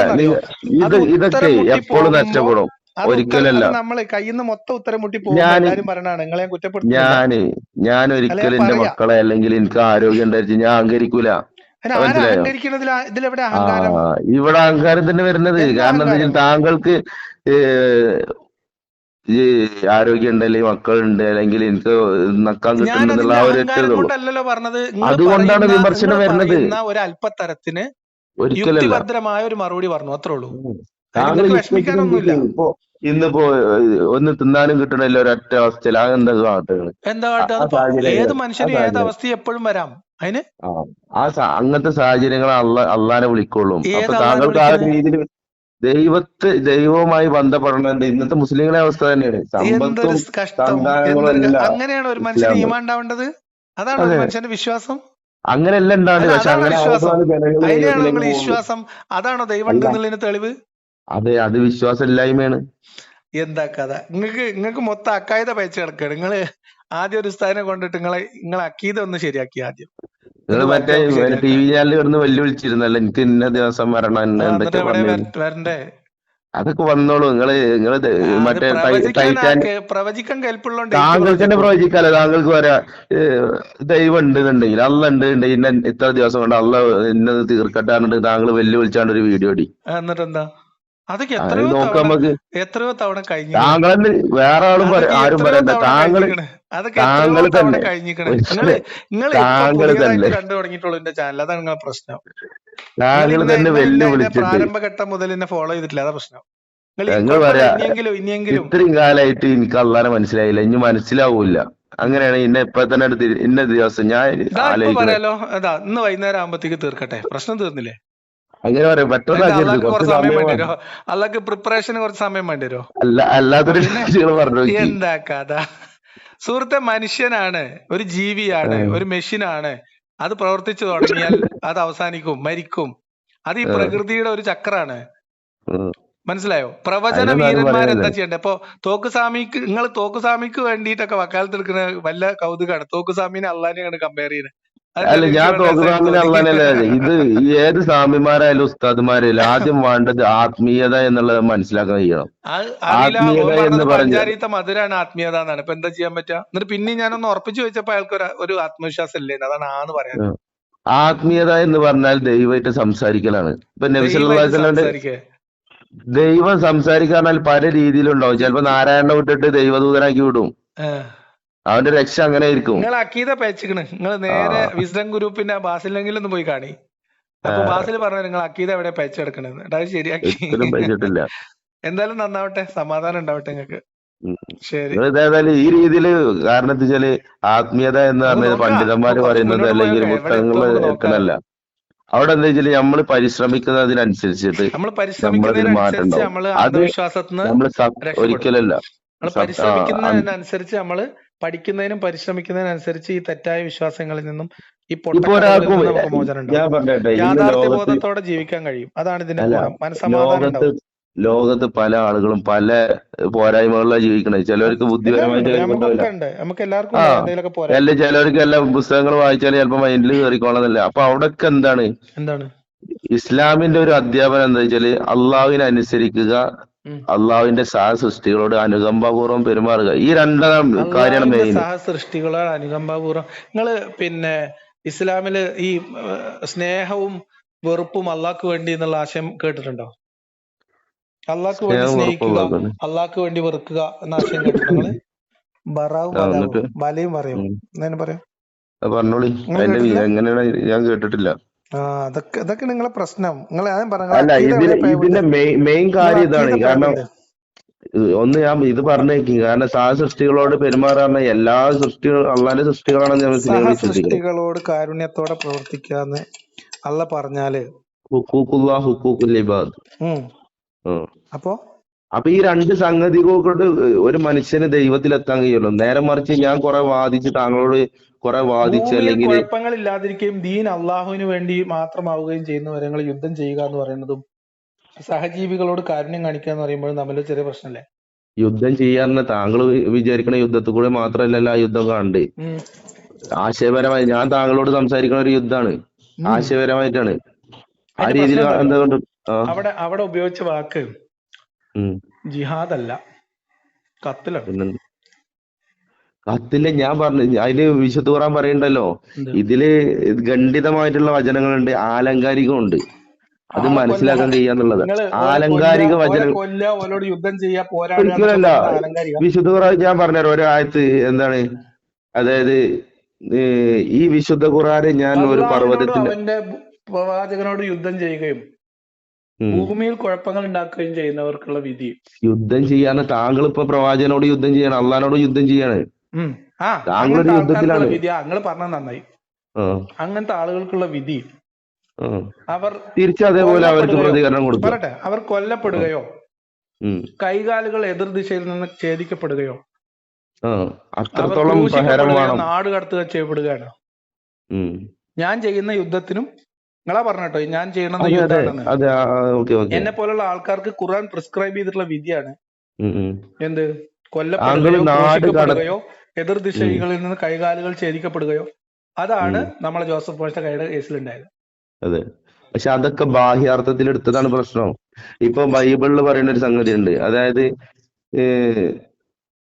മനുഷ്യന്മാരെ കഴിക്കുന്നത് ബാഹ്യാർത്ഥത്തിൽ എടുക്കാൻ ഈ ഭക്ഷിക്കാന്നുള്ളത്. കിതാബ് ഇങ്ങനെ ബാഹ്യാർത്ഥത്തിൽ വായിക്കാൻ പറ്റുന്ന രീതിയിൽ കൊടുത്തയച്ച പഠിച്ചോന്നല്ലേ? അതിന് പ്രവാചകന്മാരെയും ഔലിയാക്കളെയും പിന്നാലെ വിട്ടിട്ടുണ്ട് അതിനെ വിശദീകരിക്കണത്. അത് വിശദീകരിച്ചിട്ടുണ്ടേ. ആ വിശദീകരണം ബദ്ദല ദീനഹു ഫഖ്തുലൂ എന്ന് നബി പറഞ്ഞിട്ടുണ്ട് ഹദീസിലെ. ഉം. ആരെങ്കിലും ഒരാൾ അവന്റെ മതം മാറി അവനെ കൊല്ലണമെന്നേ. ഇസ്ലാം സുഹൃത്ത് ഉപേക്ഷിച്ചാൽ അതന്നെ പറഞ്ഞ കൊല്ലണമെന്നേ. അതിന് ഇസ്ലാം ഉപേക്ഷിച്ചപ്പോ പിന്നെ എന്തിനാ അപ്പുറത്ത് മതത്തില് ബലാത്കാരമില്ല എന്ന് പറയുന്നത് എന്തിനാ? അത് അതിന്റെ മുമ്പ് പറഞ്ഞാണേ. വിശുദ്ധ ഖുർആനിൽ പറയണ്ടല്ലോ അത് പണ്ട് ഈ പറഞ്ഞതാണേ. മതത്തില് അത് ബലാത്കാരം പണ്ട് ഇല്ലാന്ന്. പറഞ്ഞതാണേ. പണ്ട് പറഞ്ഞാൽ അവസാന കാലം വരെ അല്ല അല്ല അല്ല, നിൽക്കുന്ന ഒരു മദീനയിലെ ആദ്യ ഗ്രന്ഥത്തിനെ കാലത്ത് പറഞ്ഞാണ്. ബാധിക്കൂല പറഞ്ഞാൽ അത് എല്ലാ കാലത്തും ബാധകമാണ്. അല്ല, ഉം. വാളിന്റെ വചനം കൊണ്ട് ഇത്തരം ഒരുപാട് ആയത്തുകൾ റദ്ദ് ചെയ്തു സുഹൃത്ത് ഞാനൊരു താങ്കളൊരു നമ്മളിങ്ങനെ പറഞ്ഞു യുക്തിവാദിയാണല്ലോ. പോയാല് അല്ല, താങ്കളൊരു എത്തൂല. യുക്തിവാദിയാണ്. ഒരു നിങ്ങൾ യുക്തിവാദിയാണ്. നിങ്ങൾ ചെയ്യേണ്ടതറിയോ? നിങ്ങൾ ഉം. ചെയ്യേണ്ടത് ആദ്യം ഖുർആന്റെ മലയാള പരിഭാഷ നല്ല മനസ്സിരുത്തി 2-3 ആവർത്തി വായിക്കാം. അതിൽ ഞാൻ ഇപ്പൊ ഒരാവർത്തി നിങ്ങൾക്ക് മനസ്സിൽ പൂർത്തിയാക്കിയതാണ്. ഉടക്കുന്ന പ്രത്യേകമായിട്ട് പരിശോധിക്കണം എന്ന് തോന്നുന്ന വചനങ്ങൾ, അതിന്റെ അവതരണ പശ്ചാത്തലം, അതിന് ഞാൻ ഇവിടെ സംബന്ധിക്കുന്ന ഹദീസുകൾ, പ്രത്യേകം പരിശോധിക്കണം എന്നാണ് ഇതൊക്കെ ഞാനൊരു ഒന്ന് പ്രത്യേകമായിട്ട് പഠിക്കണം. ചന്ദ്രനെ പിളർത്തിയത് ഞാൻ പരിശോധിച്ചു. അതിനൊക്കെ ചന്ദ്രനെ മനസ്സിലായി. പിളർത്തി ഇങ്ങനത്തെ കഥ ആർക്കാ പറഞ്ഞുകൂടാത്ത? നമ്മുടെ CM വലിയുല്ലാഹി ഒരു ഹൃദയം തകരാറായ മനുഷ്യനോട് പറഞ്ഞു, ഓനക്ക് ഹൃദയം ഒന്നും വേണ്ട പറഞ്ഞു. അയാൾ ഇപ്പോഴും ജീവനോട്ടുണ്ടെന്ന ഒരു മൂല്യം പറയണേ. അത് വിശ്വസിക്കുന്ന ആൾക്കാരുണ്ട്. ഇപ്പൊ എന്താ ചെയ്യാൻ പറ്റുക? പക്ഷെ ഇവിടെ ചന്ദ്രനെ പിളർത്തിയത് അതിനൊരു വേറെ തലം ഉണ്ട്. അതിനുണ്ട് ദൈവത്തിന് കിട്ടേണ്ട ജ്ഞാനം. അതിനൊരു തലയില്ല. ആരാറിന് ഞാൻ പറഞ്ഞുതരാം, നിങ്ങൾക്ക് മനസ്സിലാക്കി ഞാൻ തരാണെങ്കിൽ. പറഞ്ഞോളി. ചന്ദ്രനെ പിളർത്തി പറഞ്ഞാൽ ആ കാലഘട്ടത്തിൽ മക്ക വിജയം നടന്നിട്ടില്ല. അപ്പൊ ഈ അറബികളെ പ്രധാന ചിഹ്നമായിരുന്നു എന്ത്? ചന്ദ്രന്. അവര് അറബി നേതാക്കന്മാരെ ചന്ദ്രൻ ഉപയോഗിക്കുന്നുണ്ട്. അല്ല, അറബികളെ ചിഹ്നം എന്ന് പറഞ്ഞാല് അറബി നേതാക്കന്മാരെ ഗോത്ര തലവന്മാരൊക്കെ ഈ ഒരു ചന്ദ്രനായിട്ട് ഉപയോഗിച്ചു. അതിന് പല ഹദീസുകളും അതിന് വേറെ ഉണ്ട്. നബി സല്ലല്ലാഹു അത് ഞാൻ പറഞ്ഞുതരാം. നബി സല്ലല്ലാഹു അലൈഹി വസല്ലമിന്റെ ഭാര്യ ആയിഷ റളിയല്ലാഹു അൻഹ ഒരു സ്വപ്നം കണ്ട്. അത് ആയിഷ റളിയല്ലാഹു അൻഹ സ്വകാര്യ മുറിയില് 3 ചന്ദ്രൻ വീണതായിട്ട് സ്വപ്നം കണ്ടു. അത് പിന്നീട് പുലർന്ന് ഒന്ന് അബൂബക്കർ സിദ്ദീഖ് ആയിരുന്നു, പിന്നെ ഉമർ റളിയല്ലാഹു അൻഹു ആയിരുന്നു, ആദ്യം നബി സല്ലല്ലാഹു അലൈഹി വസല്ലം, പിന്നെ അബൂബക്കർ സിദ്ദീഖ്, പിന്നെ ഉമർ റളിയല്ലാഹു അൻഹു. അങ്ങനെ ഈ 3 ചന്ദ്രൻ അവിടെ പൂർത്തിയായി. അപ്പൊ അതിന്ന് മനസ്സിലാക്കി എന്താണ് ഈ ചന്ദ്രൻ ഉദ്ദേശിച്ചത്? നേതാവാ. ആയിഷ റളിയല്ലാഹുവിന്റെ മടിയിലുള്ള 3 ചന്ദ്രൻ വീണത്. ജന്നത്തുൽ ബഖീലേക്ക് ജന്നത്തുൽ ബഖീലേക്ക് കൊണ്ടുപോകും. അപ്പൊ അതിന്റെ വിശദീകരണം അതാണ്. ആയിഷ റളിയല്ലാഹു അവിടെ നിർബന്ധം പിടിച്ചിട്ടില്ലല്ലോ എന്നെ അവിടെ തന്നെ പറഞ്ഞു. അല്ല, വേറൊന്ന് ഞാൻ പറഞ്ഞുതരാം. ഇന്ന് നമ്മളിപ്പോ ജീവിക്കുന്ന ഈ കാലഘട്ടത്തിൽ CM വലിയുല്ലാഹി അദ്ദേഹത്തിന്റെ പവർ കൊണ്ട് ഹൃദയം ആവശ്യമില്ല, നിങ്ങൾ ജീവിച്ചോളൂ എന്ന് പറഞ്ഞ ഒരാള് ഞാൻ ഒരിക്കലും ചന്ദ്രനോട് ഇപ്പോഴും ജീവനോട് ഇരിക്കുന്നുണ്ട് എന്ന് പറയുകയും അത് വിശ്വസിക്കുകയും അതിൽ തക്ബീർ എല്ലാം ചെയ്യുന്ന ജനതകൾ ഉള്ളിടത്ത് ചന്ദ്രൻ പിളർന്നു വിശ്വസിക്കുന്ന ആൾക്കാരുണ്ടാവുന്നതിൽ അത്ഭുതമൊന്നുമില്ല. അതിൽ പല ഡോക്ടർമാർ വരെ ഉണ്ടാവും. പിന്നെന്താ വെച്ചാല് ഇതില് വിമർശകർ ഇതൊക്കെ ഇസ്ലാമിലുള്ള ആളുകൾക്ക് ഇത് സത്യമാണെന്ന് മനസ്സിലാവും. അവരെ വിശ്വാസ വർധനക്കുള്ള ഒരു കാര്യം മാത്രമേ ഉള്ളൂ. അല്ലാതെ ലോകത്ത് മൊത്തം ജനങ്ങൾ ഇത് കാണിക്കാന്നുള്ളതല്ല. എന്തുകൊണ്ടാണ് വിശ്വാസ വർധനക്ക് ഇങ്ങനെ മുസ്ലിം പവർ കൊടുക്കേണ്ടി വരുന്ന വെച്ചാല് ഇത് ആർക്കും വലിയ ബോധ്യമൊന്നുമില്ല. ഒക്കെ ഒരു വിശ്വാസമാണ്. പിന്നെ അത് ഇടക്കിടക്ക് എല്ലാ കാര്യങ്ങളും ഞാൻ പറഞ്ഞല്ലോ, ഒരു മനുഷ്യനിൽ പല സ്റ്റേജിലുള്ള ആൾക്കാരുണ്ട്. അപ്പൊ അവർക്ക് ഇത് കൊടുക്കണം എന്നുണ്ടെങ്കിൽ ഇങ്ങനത്തെ കാര്യങ്ങൾ അറിഞ്ഞിരിക്കണം. കാരണം എന്താ വെച്ചാൽ ഇത് വിശ്വാസം സത്യമാണെന്ന് മനസ്സിലാക്കണമെങ്കിൽ ചില മോചിതത്വങ്ങളും കറാമത്തുകളും ഉണ്ടാവും. ആ പ്രവാചകന്മാർക്കും ഔലിയാക്കൾക്കൊക്കെ ഉണ്ടാവും. ആ ഭാഗം നമുക്ക് വേണമെങ്കിൽ വീണ്ടും വിശദമായിട്ട് സംസാരിക്കാം. കാരണം നമ്മളിപ്പോ പറഞ്ഞതിനപ്പുറത്തേക്ക് ഒരു ഖുറൈശി കഥയുണ്ട്. അതായത് ഖുറൈശികളുടെ ഒരു അവസ്ഥ ഉണ്ട്. മുഹമ്മദ് പ്രവാചകനാണെങ്കിലോ മുഹമ്മദ് എങ്ങാനും പ്രവാചകനാണോ എന്ന് പരീക്ഷിക്കാനും അത് ഉറപ്പിക്കാനും ഒരു നല്ലോണം ശ്രമിച്ചിട്ടുണ്ട്. ആ കഥ നമുക്ക് വേണമെങ്കിൽ വേറൊരു അവസ്ഥയിൽ ഈ മോചിതത്തൊക്കെ കൂട്ടി പറയാം. ഞാൻ ഈ ചന്ദ്രന് പറഞ്ഞല്ലോ, അതിൽ ഒരു കാര്യം കൂടി പറയുന്നുണ്ട്. ഇപ്പൊ സഫിയ റളിയല്ലാഹു പിന്നെ ഇത് ഒരു ഭർത്താവുമായിട്ട് ജീവിച്ചിരിക്കുന്ന കാലത്ത് ഭർത്താവ് എന്നിട്ട് തല്ലി അതും ചന്ദ്രന്റെ ഇത് പറയുന്നുണ്ട്. അപ്പൊ അവിടെ നമ്മൾ മനസ്സിലാക്കേണ്ടത് അറബ് ലോകത്തിലെ ആ സമൂഹത്തിലെ ഈ ഗോത്ര ഭരണത്തിന്റെ അവസാനം അന്ത്യം വരുന്നുണ്ട് എന്നുള്ളതിന്റെ സൂചനയായിരുന്നു അത്. അത് അന്നത്തെ സഹാബാക്കൾക്ക് മനസ്സിലായതിൽ അവർക്ക് വിശ്വാസം വർദ്ധിച്ചിട്ടുണ്ട്. ഇവിടെ ചന്ദ്രനെ രണ്ടാക്കി പിളർത്തി അത് ബാഹ്യമായിട്ടാണോ അല്ലതെന്ന് ചിന്തിക്കേണ്ട ആവശ്യമില്ല. ഒരു മുസ്ലിമിനെ സംബന്ധിച്ച് അത് പിളർത്തി എന്ന് അവന്റെ പറഞ്ഞിട്ടുണ്ട്. വിശ്വാസ അപ്പൊ വർഗമല്ല. പിളർത്തുക അത്രേ ഉള്ളൂ, വിശ്വസിക്കുക അത്രേ ഉള്ളൂ. ആ അത്ര തന്നെ അപ്പൊ ഉള്ളൂ. എന്തായാലും നിങ്ങളെ വിശ്വാസങ്ങളെ അവിടെ രക്ഷിക്കട്ടെ. പിന്നെന്തായാലും നമുക്ക് ആ നിർത്താം. ഏകദേശം കാലത്ത് ഒരു മണിക്കൂറിലധികമായി എനിക്ക് തോന്നുന്നു. ആ കാലത്ത് ഒരിക്കലും ചന്ദ്രനിൽ പോയി കണ്ട് ഒരു ഇത് മണിക്കൂർ 20 മനസ്സിലാക്കാനൊന്നും മിനിറ്റ് ആയി. കഴിയില്ലല്ലോ. നമുക്ക് നിർത്താം. നമുക്ക് പിന്നെ ഒരു ഏതായാലും സമയത്ത് ബാക്കി പറയാം. കഞ്ഞിക്കുള്ള വകയില്ല. ഓക്കെ, നക്കളായി. ശരി.